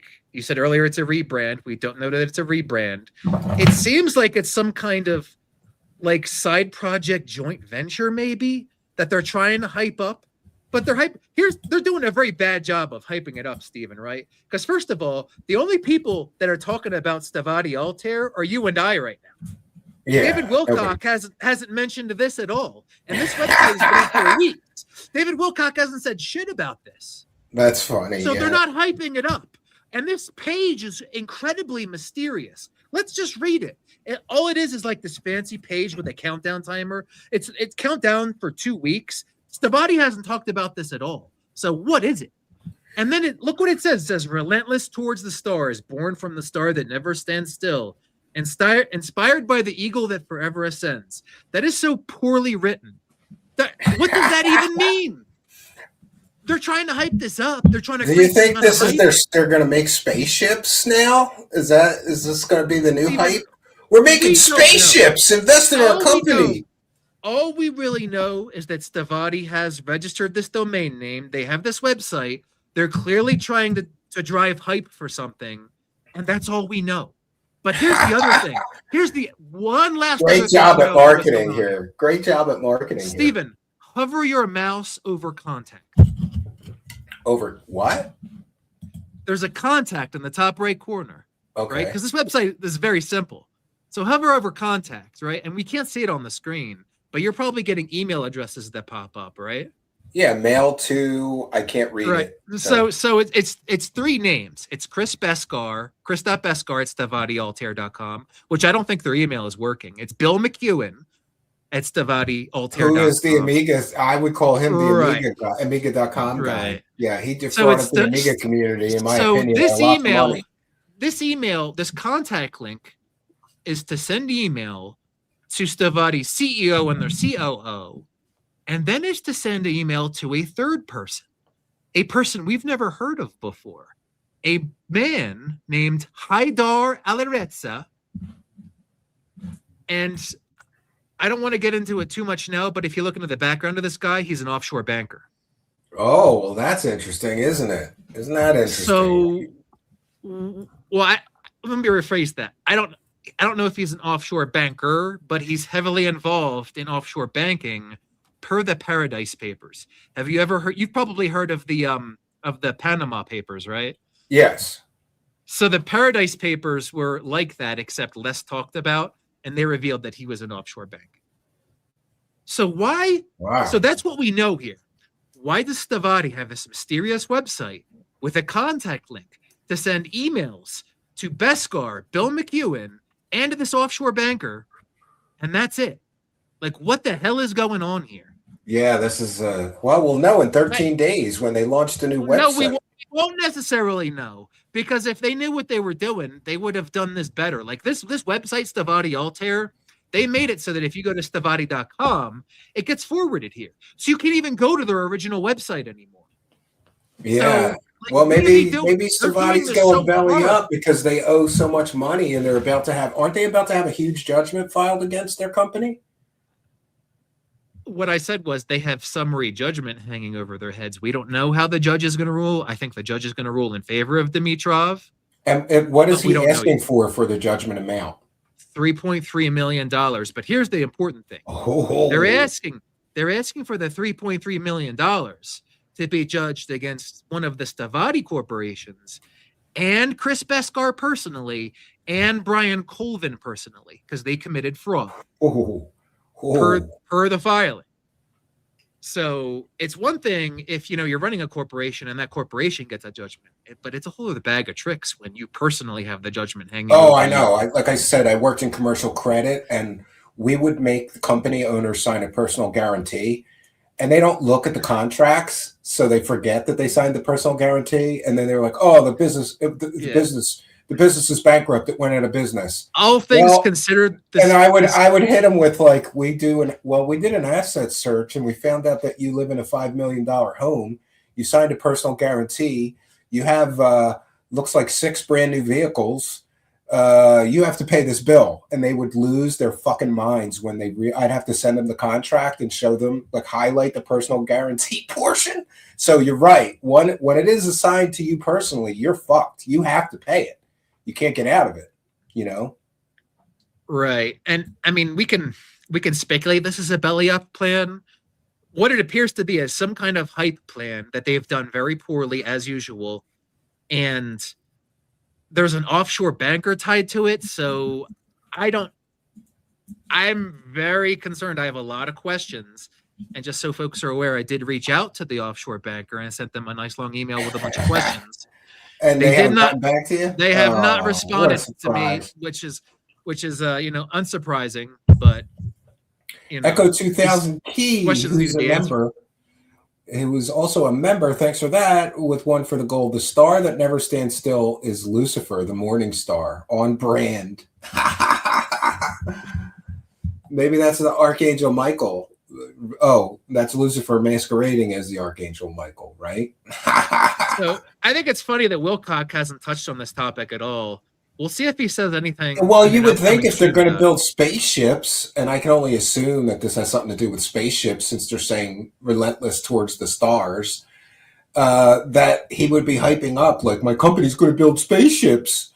I would think that Wilcock would be all over that, but maybe he's still gagged by the board members. They told him to shut the fuck up and stop talking about Stavatti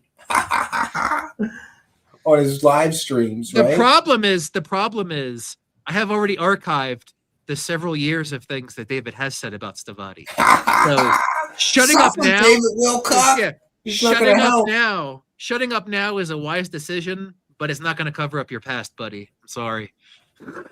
That's just one of those days for David Wilcock. And then, of course, we also have the stunning fact that David Wilcock spent the last 2 years telling his audience that Ascension was coming by May of 2025, right? And we have just 14 days left in the year 2025. So in the next 14 days, we've got to see, in order for David Wilcock not to be a liar and have scammed his audience with more lies, we're going to have to see mass arrests, John. We're going to have to see open extraterrestrial contact, John. And we're going to have to see Ascension, where we all get superpowers, all in the next 14 days. Or David Wilcock successfully ran, in my opinion, the Ascension is Coming Soon scam for the third time on his dumb as rocks, moron, retarded followers. Well, that's what it looks like to me. When are we going to have the dildo reveal? Because like that's January 1st. January 1st. January 1st. Yeah, I might do it on January 3rd because we're doing that new circus show on Kick on January 3rd. And we'll talk about it. That's probably a better place to do it too, because by the way, I noticed that there's still videos of Corey's deposition on Rumble. So Corey hasn't removed them from Rumble yet. Yes, and just so people are aware, if you own a copyright to a copyrighted work, like he's claiming these depositions he owns and they're copyrighted, you can't selectively enforce the copyright only on people you don't like. You have to enforce it equally across the board. So the fact that Corey Good hasn't filed takedown requests with Rumble, with Odyssey, the depositions are even on BitChute, they're on Twitter, they're on Facebook groups, they're on Facebook personal profiles, proves that he is not equally enforcing this copyright, which to me proves that these copyright claims that he filed against me are not about enforcing a copyright. They're about punishing an investigative journalist who revealed his deceptions. And I'm sticking to that. That's what I truly believe. I'm entitled to my opinion, you know. And there is also, Corey has brought this up. There is deposition videos in the movie The Dark Alliance, which is on Amazon.com. And a little birdie told me there's a new Dark Alliance film coming out soon. And the deposition videos are also in that.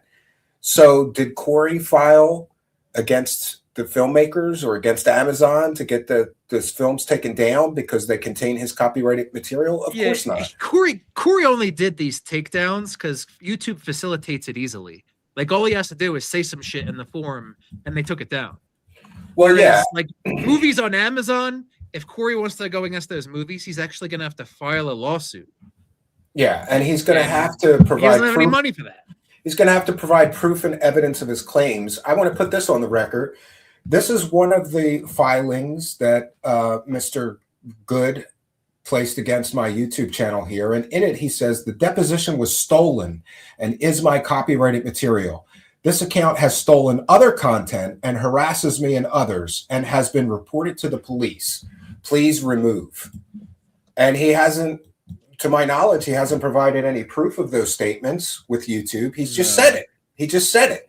And knowingly making false statements in a legal filing with YouTube is perjury, from what I understand. So this is not going to end well for him. Now, I will say this. He's got a very limited time frame now in which he can retract those copyright strikes. He could just retract them and then he will not face any consequences with YouTube. But if he does not, and I win my appeals, he's going to face consequences that could mean, you know, a lot of problems for him, or a ban or a suspension on YouTube for filing these false claims. Corey's a desperate man. I don't think he's going to retract. He's too desperate. Well, they have been rejecting my counter notifications, but interestingly, they did forward one to him. So he's been notified that I am saying that he's making false statements. That's what I understand. Didn't he make the same claim on all of the videos? No, he's written different things on each of them, but similar. He has. Like on one, he said, stolen deposition is copyrighted material belonging to me. Please remove and refer this for harassment. And on another one, he said, the deposition is my copyrighted material. Please remove ASAP. This channel harasses me. In another, he said, the video is stolen property, posted to harass and damage me. Please remove it. So he's filed slightly different wording, but the most troubling to me is him saying that I've been reported to the police because, John, I checked. I can't find any police reports in either his local jurisdiction so far or mine. So did he knowingly make a false statement to try to, you know, like if you're trying to tell YouTube that I'm a scumbag and I steal things, saying that I was reported to the police is convincing if they believe that. So he is directly trying to make me out to be a criminal that's under police investigation in the YouTube filings. He's not too bright. He's a fucking moron, in my opinion. I wonder if Corey knows, or I'm sure Corey knows, that his contempt of court hearing on the 30th this month, in other words, in 12 days, Corey has to physically be in court for that hearing, per the judge. And there's a Zoom meeting where we can see video. So well, I'm going to be there, John. Will you? I'm a member of the public. If Corey's going to be physically in court, yeah, I want to see him squirm. Man. You know, that's another thing too. Squirm. Anybody is free to file a letter with the court as just a friend of the court and let the court know certain things. So him trying to stomp all over my free speech is a really bad idea, because if I wanted to aggressively defend my position, there's a lot more things that I could do. But right now, I'm consulting with an attorney and fighting with this YouTube counter notification system just to try to, and I don't really, I'm not in a position that I really feel like wasting a lot of my life on this stupid conflict. So the guy said that fucking spaceships land in his backyard and take him to moon bases. And he's also saying that I was reported to the police. He can't prove either of those things, and he never will, in my opinion, unless he filed a false report. And then regarding the police, like, we can prove that he didn't do that. It's hard to prove. It's hard to prove that aliens didn't land in his backyard, other than his admission in court that it was all bullshit. Well, that's basically the pretty small too. When I talked to, but it's like the teacup in space argument. Like, how can you prove there's not a teacup flying in space? It's stupid. Yeah, but anyway, but the police, we can check his local jurisdiction and mine. So far, nobody's been able to locate a police report with his name and my name on it. So these deposition videos on your channel that he struck, these were just the plain depositions, right? Just the plain videos with no commentary. With no commentary, but they're still a transformative work, because we spent 10 days editing all 6 of them to remove like privacy when they talked about different companies and deals and people that they were dealing with, because we knew that he would try. I thought that he would try to strike our channel for privacy reasons. So Spooky and myself and another volunteer went through all 6 hours, and we redacted everything that we thought people would find objectionable from a privacy perspective. So these were created for journalistic purposes, and then we did the commentary over them. But you're allowed. You also have separate videos with the depot with commentary, right? Yes. Couldn't you just make those public again?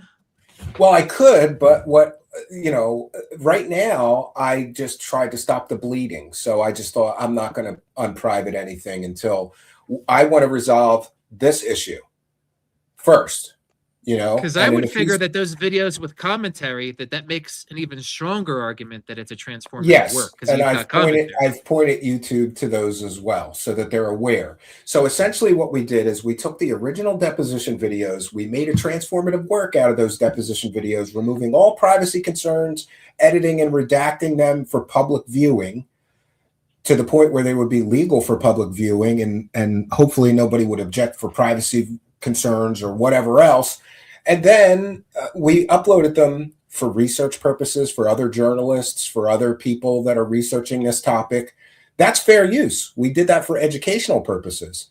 And then we took those same videos and did commentary over them. So we have an airtight, solid, fair use defense. No court or jury would find what I did to be infringing, in my opinion. And I don't know, I've just run a media company for 6 years now. On my observation, you haven't done anything wrong either. Because Corey's saying they're stolen, they're not stolen. They were given freely to you by the real owner of the videos. A source. And and they're not copyrighted because you were giving them free. Well, what he's not understanding is that he can't just say these are copyrighted and I own them. Then show me the copyright filing that you filed that prove that you own them, that prove that you filed a copyright on these videos. He can't, and he won't, because he's stupid, Exactly. And there's no way, like the U.S. Copyright Office has a website where you can go and look up copyrights. And that's, a wise thing. It's not necessarily somebody to do that. Somebody also brought up the fact that he himself put a portion of those deposition videos in his latest film. Is he dumb enough to think because he put, some clips from that deposition in his copyrighted film that he now also owns the original 6-hour depositions? If he's that stupid, I feel sorry for him, but I really don't think taking things from the public domain and putting them in your own film and then trying to claim that it's copyrighted, yeah, it's not going to work. Yeah, and also, I would never welcome legal problems, but I can say this with 100% certainty and clarity that I would like to go to my local court. It would be my local district court, and hear him try to prove that I violated his copyright and defend myself in court and let a judge and a jury listen to this whole situation and make me the bad guy somehow. It'll never get that far. When they see when they understand what those depositions prove that he did, that's journalism. That's hard-hitting investigative journalism. And I'm proud to this day. I didn't think that we'd have these kind of problems over it. Originally, too, he threatened me that my release of the videos was illegal, but then the judge ruled it wasn't. So, they weren't protected by any court. Remember, Valerie sent you a letter about the deposition threatening to go against you if you didn't take it down, right? Yes, and that was 3 years ago. 3 years ago, yeah. So she sent that legal threat letter 3 years ago. You didn't take him down at that time. You took him down like months later for a different issue, but you didn't take him down at that time. And then I put him back. And her and Corey did nothing. And then 3 years later, Corey tries to make this legal case again. There's a thing called, in legal terms, like if you don't aggressively pursue a wrongdoing when you recognize it, you lose the right really to pursue that claim. Well, and he knew 3 years ago. Yeah, according to the lawyer that I talked to, there is no way that I would lose a fair use defense in court. Yeah, there's no situation. So I would say this, John. Normally, and some people don't understand how this situation works, but normally when you file the appeal or the counterclaim saying, no, this is a misidentification, this is not copyrighted, and here's why, then the person that filed the claim has 10 days to sue you for copyright infringement, and they have to show YouTube the proof of that they've done that.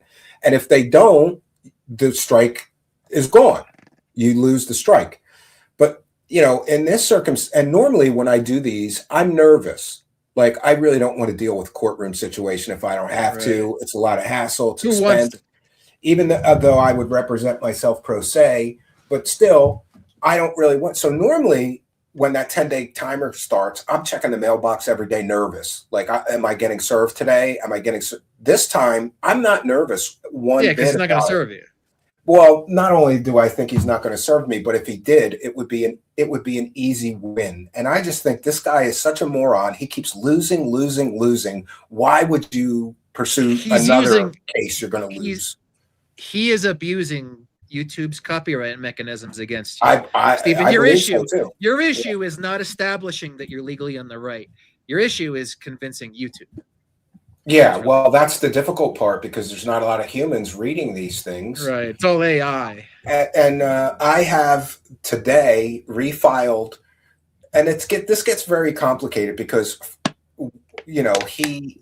I have refiled the counter notifications all again today. I've emailed legal at YouTube. I've emailed copyright at YouTube. I'm reaching out to Team YouTube on Twitter for help. Like, here's what I know from other content creators that have reached out to me. If a situation is not as simple as this is a fair use defense, if it's a little more complicated, and this one is a little more complicated, he's claiming he owns the videos. They're clearly owned by the defendants in the case. My videos aren't the same videos. They're transformed versions of the videos that were used for journalistic purposes. So it's a little more complicated, but I have confidence that eventually they're going to figure it out, and they're going to know that he's abusing the copyright claim system. And by the way, he's not just doing that against me. There was a channel called Comic Disclosure that housed all the deposition videos and had no other videos. That channel is now gone from YouTube, erased. Was it striked out? Maybe, I don't know. It looks like the whole channel is gone. Yeah, well, I don't know even the email address of the person, but I'm trying to get in contact with them. He also filed false copyright claim against a channel called Last Minute Lacey. For the depositions, he filed copyright strikes on her channel. I know he's filing other strikes against people that would be considered critics of his. So how many copyright strikes is YouTube going to allow him to harass people with before they stop him? I don't know. I really Well, don't know. you said one of them did go through, right? So he has One 10 of mine days went on through, one. so he has 10 days. But it gets complicated because he claimed multiple videos of the deposition. There's 6 of them. He claimed like 4 of them on one of these false things. So if he doesn't file against me, does the strike go away? I don't know. On that one, it has on to, that right? one, but then what do I days. have to show them that the other 4 are from the Here's same the thing. strike, and I don't know. I think when YouTube realizes that, because let's assume what we know will happen. He has 10 days on this one that did go through, and he's not going to file a lawsuit. So assuming that he doesn't file a lawsuit, that means that the strike will go back on his channel. And when that happens, YouTube may change their attitude on this whole thing. Yeah, and by the way, I'm also aware of another channel that I have been told receives copyright claims about these deposition videos from Corey Good and Spear Being Alliance, and they're not fucking around. They went straight to a lawyer, and the lawyer, yes, and the lawyer is going to directly communicate with YouTube over this situation. And YouTube, I don't blame them. There's so much. There's only so much you can do. You can only have so many employees. It's difficult to get to a person. But what I do know is that when a lawyer sends a letter to YouTube, they respond to the lawyer. So or he's a desperate man. In my latest filing, I encourage them to look into all of the recent copyright claims that this user, Corey Good, Spear Being Alliance, has levied against other YouTube channels, and thoroughly investigate the veracity of his ability to even file these legally. I don't think he has any legal right to do it myself until prove it to me. Send me the copyright certificates at truthseekershow@gmail.com. Send me the police reports with my name on them. There's no police reports. Corey's lying. No. Well, he has previously, that's another thing. He has a history of this. He has previously verifiably claimed that some of his detractors or critics are under some sort of investigation. He claimed that C.W. Chanter was under investigation by the New Jersey Bar Association. He was going to be disbarred. He claimed that somebody was under FBI investigation and he was cooperating with the FBI. Nothing ever came of all of these claims that he made. Just like, there's no proof of these kind of claims against his critics, just like there's no proof that, he time traveled or went on space adventures, Yeah, he's full of hot air. He's a desperate man, but he's at the end of his rope. Well, I think they're both getting desperate. David Wilcock seems to still be doing a little better on the grift than Corey's grift. Seems like it's just totally imploding and collapsing. Because David's actually getting thousands of dollars a week. So he has that going for him. We know that Corey Good's latest video did not sell a lot because, for example, I think on the Cosmic Secret and on the Above Majestic, there's like thousands of reviews on Amazon on those, right? And on Corey's latest movie, and calling it a movie is a fucking stretch. There's 20, I think, last I checked, 20 reviews. So we know 20 people bought it. It's not generating anywhere near the revenue that he hoped it would. Yeah. Is it on Apple TV yet? Let me see if it's on Apple TV. I don't ever. Spooky says, remember when he posed with a box of documents outside an FBI field office like a goober?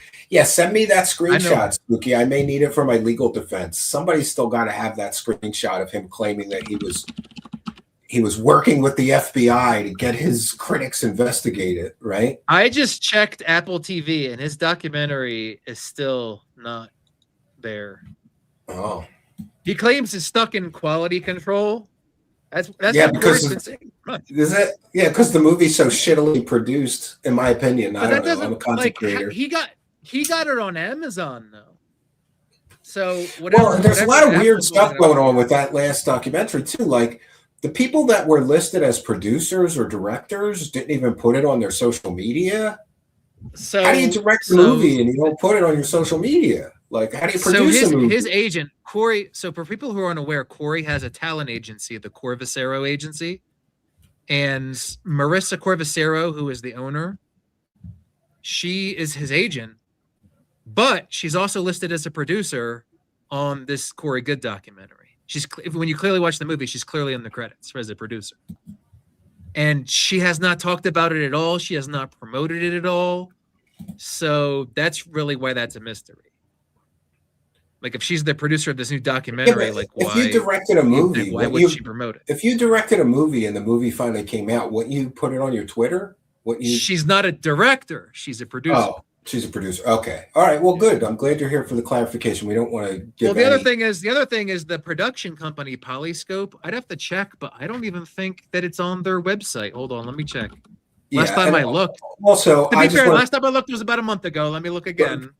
Just to put on the record too, Corey Good is accusing me of harassing him or somehow, stalking or harassing or whatever. And I just want to say that the purpose of our broadcasts are to investigate and educate the public through good investigative journalism. It's never to harass or defame somebody or damage their reputation.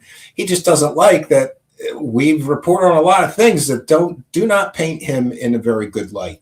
And he hates that. He wants to be able to do this in an echo chamber where nobody is allowed to be critical of him. Much like David Wilcock, you can't ask critical questions. And by the way, John, I have an open invitation. In fact, I'm going to email him one.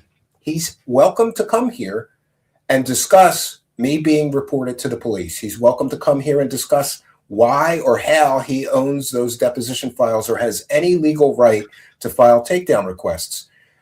He's not going to come on your show because he'll get blown to bits. That alone should prove that his claims have no merit. Corey will get eviscerated in a debate. Other people are suggesting that he's doing all this to gin up drama because he has nothing to talk about, and he wants to do a series on the war for disclosure. The only reason Corey's documentary is getting any attention is because of his critics, like you. And Hidden in Plain Sight, a few others. But I just looked at his production company Polyscope's website. His film isn't anywhere on there. So his agent, who is also his producer, is not promoting it. The production company is not promoting it. The only person I've seen promote Corey's doc is Corey. I would love John to know how many actual copies that he sold for, what is it, $5 or $10 on Amazon? So yeah, it's only. It's got to be under 1,000. It's got to be under 1,000. I think it's under 1,000. Yeah, under 1,000. It's got to be. And we're just speculating, by the way. Don't sue me for speculation. But with 20 reviews, and that's it, just 20 people reviewed it or rated it. I don't think. And a couple of those reviews were Corey himself, I'm sure. They were. We did the Hidden in Plain Sight showed it. The review was by Spear Being Alliance, talking about how great the movie is. Like, did he buy it? Did he buy his own movie? So I'm sure he did. I'm sure you have to buy it, or you're not allowed to review it. That's right. So yeah. And by the way, John, I have. I'm thinking about doing this, but I think, I'm trying to be cautious and not create more problems for myself. But what would be funny is to do a watch party of that movie with an open panel on Kick. That's a good idea. That would be funny. That would be totally funny. And, there are precedents meaning that this is fair use. Things like Mystery Science Theater 3000, watching a movie and making fun of it. That's totally allowed by copyright law. You can't stop somebody from doing that. So I think I may buy it, and we may do a public watch party where anybody can join the panel, watch the movie with us, but we just got to be careful and stop it every so often and talk about what we're watching or talk over it. I think that's perfectly okay. Because also, John, he bragged about this movie for years and years and years about what great production, great cameras and editing. And it was totally, it really looks to me like a 12-year-old that just started a YouTube channel made this movie. There's like terrible AI animations and just bad graphics. And it's a low budget documentary is what it is. Extremely low budget, but he's probably happy that it was low budget because he's not going to make any money off. I don't think he's going to make any money off of this. Well, just so we're clear, this is not Corey's first film. Obviously, Above Majestic and The Cosmic Secret were his. Yeah, but he had good people that knew how to really make good videos. Yeah, Stephen, I got to tell you, I've watched both of those videos, and they're both very poor in my opinion. Yeah, but they're better than his shit. They're better than what he did without those guys. They're definitely better than what he did without those guys as far as editing and production and looks and quality. They look higher quality than his shit show.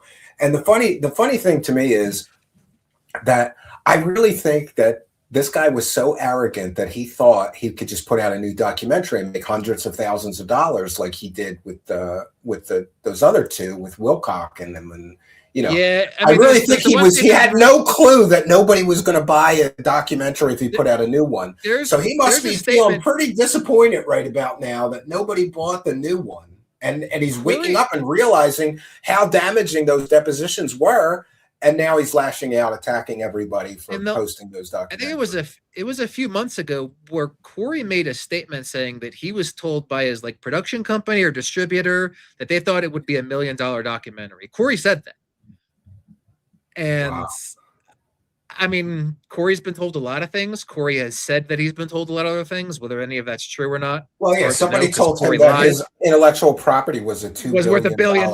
Yeah, and I think that was what's his name, the director from Training Day, Antoine Fuqua. Yeah, Fuqua said this is $1 billion intellectual property. Yeah, I think either Corey is embellishing those statements or he's taking them out of context because none of Corey's shit is worth a damn. I'm sorry, it just isn't. Well, his IP isn't worth a damn. Well, his $50 comic books, yeah, whatever. I think it's just his comic book. You can read it for free on the internet. Well, not only that, but it wasn't like Stina Maria, God bless her. I haven't talked to her in forever. She showed that a lot of the comic book was just they took frames from his videos and then used filters in Photoshop to make them look like a cartoon or look like a comic book. It wasn't like somebody sat there and drew the whole thing. Maybe somebody drew part of it. I don't know the details, so don't quote me and don't sue me. Just expressing my opinion. I don't know. I'm a comic book nerd. I think those comic books were trash. I'm allowed to say that. The last time I looked at his book on Amazon, it had been several years since someone even left a comment or a review. Yeah, so it's just this whole thing is dying a slow death, and it's not worth what he thinks it is. Well, the reason anybody was interested, they thought it was real because they thought in his stories. They thought the stories were real, and now that we know that I love the one quote. I'm going to go through that whole 6-hour documentary. Right, I know what you're talking about. Where Corey says it's part of. I did make up. Yeah, and then he said, "I did make up stories about the secret space program." And that long time ago, galaxy far, far away. It's just funny, Yeah, Corey said where the lawyer clearly questions him, why would you say things that aren't true? And Corey said, well, it's part of the marketing in the UFO industry. That's how people do things. They pretend that it's true. Public relations. He meant to say marketing. He said public relations, though, just to be clear. What Corey basically said in that deposition is that deception is a normal part of marketing in the UFO industry. That's exactly what Corey said. I totally believe that. I totally believe that from everything that I've seen and experienced. Right. So your show that's a big pillar of your show is the deception that is used for marketing in the UFO industry. Well, I think it's pretty funny that now he's waking up and realizing oh shit, I may have to get a job. How much you want to bet he goes on disability or something soon? I mean, Corey, again, we said earlier on the show, Corey already has a job. Corey got a job with Disclosure Media Incorporated. Making $8,000 a month. $8,000 a month. So we'll see how that plays out. I hope Corey can prove that when his creditors demand proof. He's not going to be able to prove that he even has that income. I think there's a lot of shady shenanigans going on with his whole. That corporation was formed 6 months ago. How is it suddenly paying him $8,000 a month? It's a very valid question.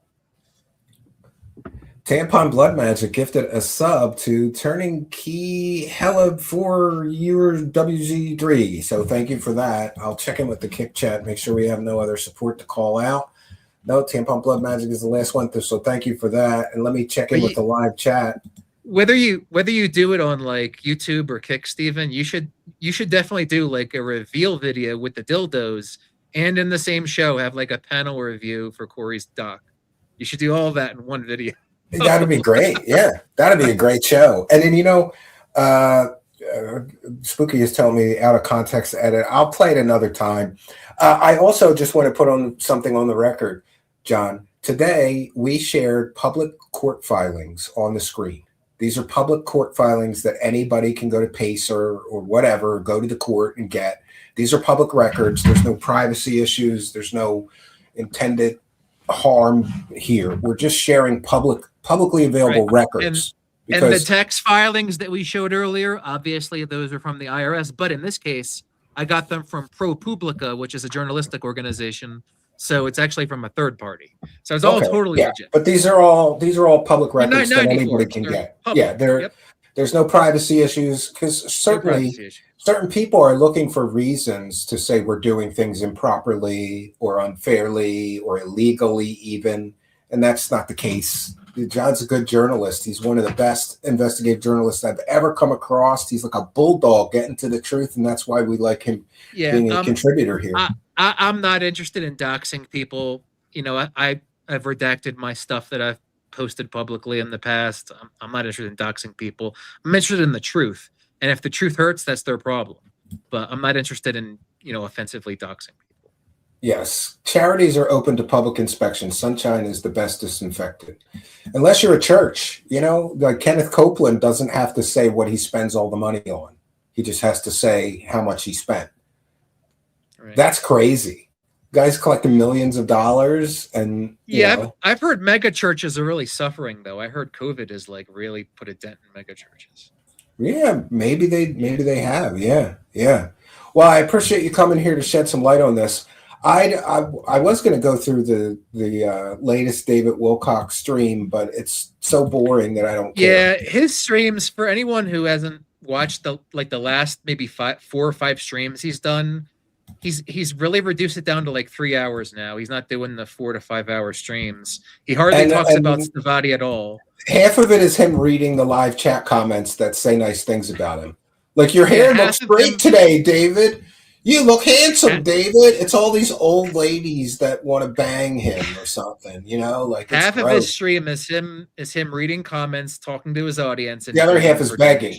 He's begging for donations. Like, he is turning into a low-cal e-beggar as we speak. And I don't know, John, what you think, but I predict that the money for these two, specifically David Wilcock and Corey Good, is completely drying up. They are becoming the locales of UFOs. You just reminded me of something in this most recent live stream. David says something that is rather astonishing. He admits that he's not sure if he's going to have the house next year. Did you catch that part in the stream? Did anybody bring that part? Yes, I did. Yeah, I'm glad you reminded me of that, because that's the first time that he said that. So what do you think? You think he's worried about foreclosure? I think the IRS has told him, we're going to take this property from your shell company next year, one way or another. We have a way of doing it. I think the IRS has told him that. Wow. And so now David is looking at the fact that the house may be taken from the shell company. Well, that would be justice. I mean, he because bought it with ill-gotten gains. How else would I interpret that? How much of that money to buy that house could have come from defrauding the public directly with Corey Good, saying these stories were true when they knew they were not true stories? Are you referring to the purchase of the house? Yes. So even if the down payment came from that money, then I have been told that a whale donor, who I shall not name, but I've been told their name, a whale donor gave David Wilcock 6 figures for a down payment on that Netherland house. And I've also been told that David, after he got the down payment, David then burned the bridge and ruined the relationship with that whale donor. Is what I've been told. Well, yeah, you don't want to have to pay that money back, John. That was a gift. Right. I've been told he's somehow. I wonder if he claimed that on his IRS as income for that year. This is why he's probably got so many IRS problems, right? Yeah. This is why he's got so many problems. Yeah. So we don't need to go through the latest slides because they're pretty boring, and it's just David. Yeah, his live streams. I mean, I'm not complaining, because David Wilcock, I have to watch all of his streams in case he says anything about Stavatti. For the last 4 or 5 streams, he said very little. So I'm not complaining too much. What's funny? The last time I listened to an actual stream of his, I was driving back from the cabin, and I literally started falling asleep on the highway. So I had to turn it off because it's that boring. It's just that boring now. It's just not worth even listening to. Tim Curley with one for the goal says David's new documentary is going to be called Cosmic Foreclosure. Oh, another good one from Tim Curley. Thank you for being a member, and thank you for your kindness, generosity, and support. I appreciate that very much. Well, John, what are you looking into next? Give us a preview of what the next update might Well, be. to give short versions, as far as Corey goes, definitely tune in to his hearing on the 30th of this month in 12 days, because I think that one's going to be a laugh riot. I think Corey is going to get. I think the magistrate judge is going to ask the district judge to rule on this, and it's not good for Corey. Oh, that's not good. So anything that happens with that hearing and his bankruptcy are things to watch out for. As far as Stavatti, we'll see what this whole Stavatti Altair thing is by January 1st, if they even do anything with it. Again, they've hyped it very poorly, so we'll see what happens there. I'm still waiting for judgment in the Dimitrov case, so I'm still paying attention to that. Yeah, I mean, 3.3 million would be very bad for Stavatti. And remember, that's just a 3.3 million judgment on the principal. The plaintiff and Dimitrov's lawyers have already said in the filing, in a separate filing, that the interest, the money that Dimitrov was supposed to get on top of the principal, the $1 million he gave them, they're going to file for judgment on that as well. And that's like $5 so million. It could be a $5 million. Probably ask, like $8 million. They will ask for triple, so they'll ask for like 15 million. Wow. Yeah, things are not looking good for either of these two clowns or for Stavatti Aerospace. Sam Corbin, who's also a member, thanks for that with one for the goal. For the goal, great episode, gentlemen. Thank you for your kindness, generosity, and support. I agree, but I think we've done our due diligence, John. Just one of those. I am just like glued to this, and I hate that. Like, I know more about these losers than anybody should. I think the reason we're glued is because things have really heated up with these guys. I mean, David has become, it's like, the last couple it's months, human nature. Much more somber. It's human nature to like watching somebody fall that you don't like. And I've seen these two, in my opinion, steal money from stupid people for so long that it's kind of nice to watch them squirming and not making money and struggling to survive and keep their grips going. They've really fallen off. Grace. Remember, it was only a few short years ago that these guys were at the top of every, Dude, go look at Wilcock's. Go look at Wilcock's live streams that he did during COVID in 2020. They have over 1 million views. Views. He's probably praying for a new pandemic.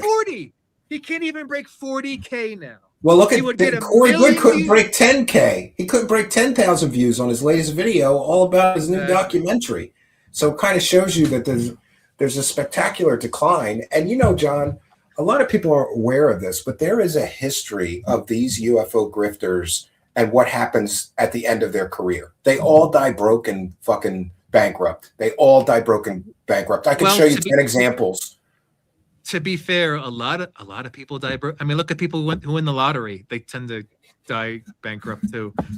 Yeah, I mean, these guys should have been smarter with their money. Like, just because you're making millions of dollars now doesn't mean you're going to be next year. Stephen, if you really think about it, Corey kind of did win the lottery. He basically got handpicked by as people like Shane the Ruiner have come on the show and spoken about before. He got handpicked to be Wilcock's drifting partner. Yeah, Corey and Wilcock, as Jay Widener has said about this like alleged radio show, like Wilcock was telling Corey what to say. So like Corey had it made. Yeah. All Corey had to do was look pretty. Well, to be clear, I think he said that he kind of caught them pre. I think, to be fair, I think what Jay said was that he kind of caught them pre-gaming what they were going to say before the filming started. Something like that. On some of those episodes, wow. And so Corey had it made, but it was not meant to be. He got too greedy, though. He got so greedy. And he was also dishonest about the restraining order he had from a previous employer. Yeah, so he was specifically asked about that. Yeah. Corey won the lottery, but it was always doomed to be a short-term thing. And ever since, Corey left Gaia, Corey has been trying to reconcile what he's going to do with his life. And he has decided to go in a very vile, awful trajectory where he basically screws over everyone that he worked with and takes all their money. And that plan is not working. Well, I mean, people like George Sather have said that he was supposed to get some kind of profit percentage, and they never got it. Well, he got it for a short time until partners. Once Corey took over the money from Leon, he never got another check. Yeah. But this scorched earth strategy by Corey, it has basically run its course. Like, he can't really screw over his partners anymore because he's not making any money. And those films that he made, those two films that we mentioned earlier, the rights to that are owned by another bankrupt company, Crystal Chicken Soup for the Soul Entertainment. Well, the distribution rights are owned by them, yeah. But they're still generating revenue because they're still on YouTube ad-free, you know. Or they're generating revenue, and those revenues are going to a Chapter 7 bankrupt company that. Yes, I think Corey mentioned in his filings that he's owed hundreds of thousands of dollars. Yeah, they can't pay him. But they're never going to pay. They didn't pay anybody. They didn't pay James Fox. They didn't pay Stephen Greer, and they're not going to pay Corey. So it's just one of those things. Well, I appreciate you taking the time to be here with us. I'm going to play us out with the Wacky World of Wilcock song, because what a wacky world it is. And just so everybody is aware, the following that I'm going to play us out with is a comedic parody. It's covered by fair use. It's allowable by law. And courts have routinely upheld, as in the case of Hustler, that comedic parodies are fair use. So don't sue me. All right. Thank you, John. I appreciate you being here. And I want to take a moment to thank our kind and generous benefactors, our Patreon supporters, our YouTube channel members, our Kick subscribers, people gifting subs, people gifting YouTube channel memberships. Be sure to hit the subscribe button, because when somebody gifts a membership, you could win one, but you must be a subscriber. And if you're listening in audio podcast land, come on over to YouTube, put Truth Seekers in the search bar, look for me, the strange guy with sunglasses. Go there, smash that subscribe button, hit the notification bell. You'll be glad you did. And so we've done our due diligence, and that's all we've got for you. Until next time, this is John Christian Stavatti reporting, and my name is Stephen Cambion. And good night, and God bless all of you.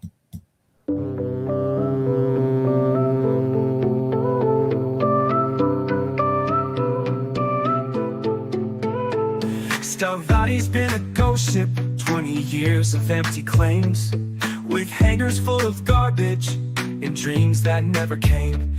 Now he's fishing for new suckers to store more junk inside, while promising his gullible fans hover cars and free energy rides. We are working on anti-gravity. As soon as we get financed, which again is coming very soon. Divine insights were handed down, but now they cost a fee. In the wacky world of Wilcock, that's the way it's gotta be. Financial resets, debts erased, a world so fair and bright. The alliance never came, and neither did his wife. The wacky world of Wilcock, where make-believe is real. It's the wacky world of Wilcock, where make-believe is real. Just buy my course, $300. Enlightenment's the deal. In the wacky world of Wilcock, where make-believe is real. Extraterrestrial pals, they're coming here to stay. Disclosure's always just around, but aliens delay. Law of one, the Bible, Bhagavad Gita, all mixed up in one. David stealing from the best, but his fans think it's a brand new one. Plagiarized and profit, that's his favorite routine. In the wacky world of Wilcock, where nonsense reigns supreme, we'll all get rainbow bodies, whatever that might mean. And Jesus is an alien, the wildest thing you've seen. David's on a hero's journey through dimensions far and wide. Draco reptilians know where he lives, so in his mansion he must hide. Catastrophes and end times, we're on the brink, he said. But my coffee's brewing nicely, and I'm still in my bed. The wacky world of Wilcock, where make-believe is real. It's the wacky world of Wilcock, where make-believe is real. Just buy my course, $300. Enlightenment's the deal. In the wacky world of Wilcock, where make-believe is real. No one's suffering like David in his mansion grand and tall, with bison, steak, and chicken. He he's the loneliest of all. His teeth are fake as his prophecies, and courses that he sells. In the wacky world of Wilcock, he's ringing all the bells. If we bathe in our own urine, we can gain superpowers. Doing the bath does help. Or you urinate before you get into the bathtub, and then you drink new water out of a glass, and when you're in the bathtub, you can do a little more. My course, $300. Enlightenment's the deal. In the wacky world of Wilcock, where make-believe is real. His PowerPoint slides are packed with schizophrenic rants. Forced to stream on YouTube now, bankruptcy's a stance. Stavatti aerospace, a Ponzi scheme they say. So pay pigs better pay up, or like Corey Good he'll stay. So many dates, so many dreams, none of them come true. But hey, don't fret, just buy the course and I'll enlighten you. For God's sake, take the deal, okay? But you have to take the deal and you have to cooperate. Rise, rise, rise. And you feel yourself, kinetic energy of levitation, tingling across your skin. In 2012, we'd all ascend, a cosmic shift was due. But here we are in 24, and nothing much is new. Mass arrests and cover busts, beliefs should quake in fear, yet they're still here, sipping wine. And we're all stuck right here, in a world of Greer and Good, Crush and Loot. With their claims, nobody tops David Wilcock with his fringe and wacky games. While they're sharing UFOs and theories kinda tame, David's got aliens who wanna sleep with him and eat him. What a shame. He's the master of the bizarre, with rainbow bodies on display. In the wacky world of Wilcock, where nonsense leads the way. So here's to Dave, the shyster bold, the tale so far-fetched and grand. In his world of make-believe, where fantasy's second-hand, he spins his fairy tales and lies between his YouTube streams for his cat crystal ladies who gobble up his dreams.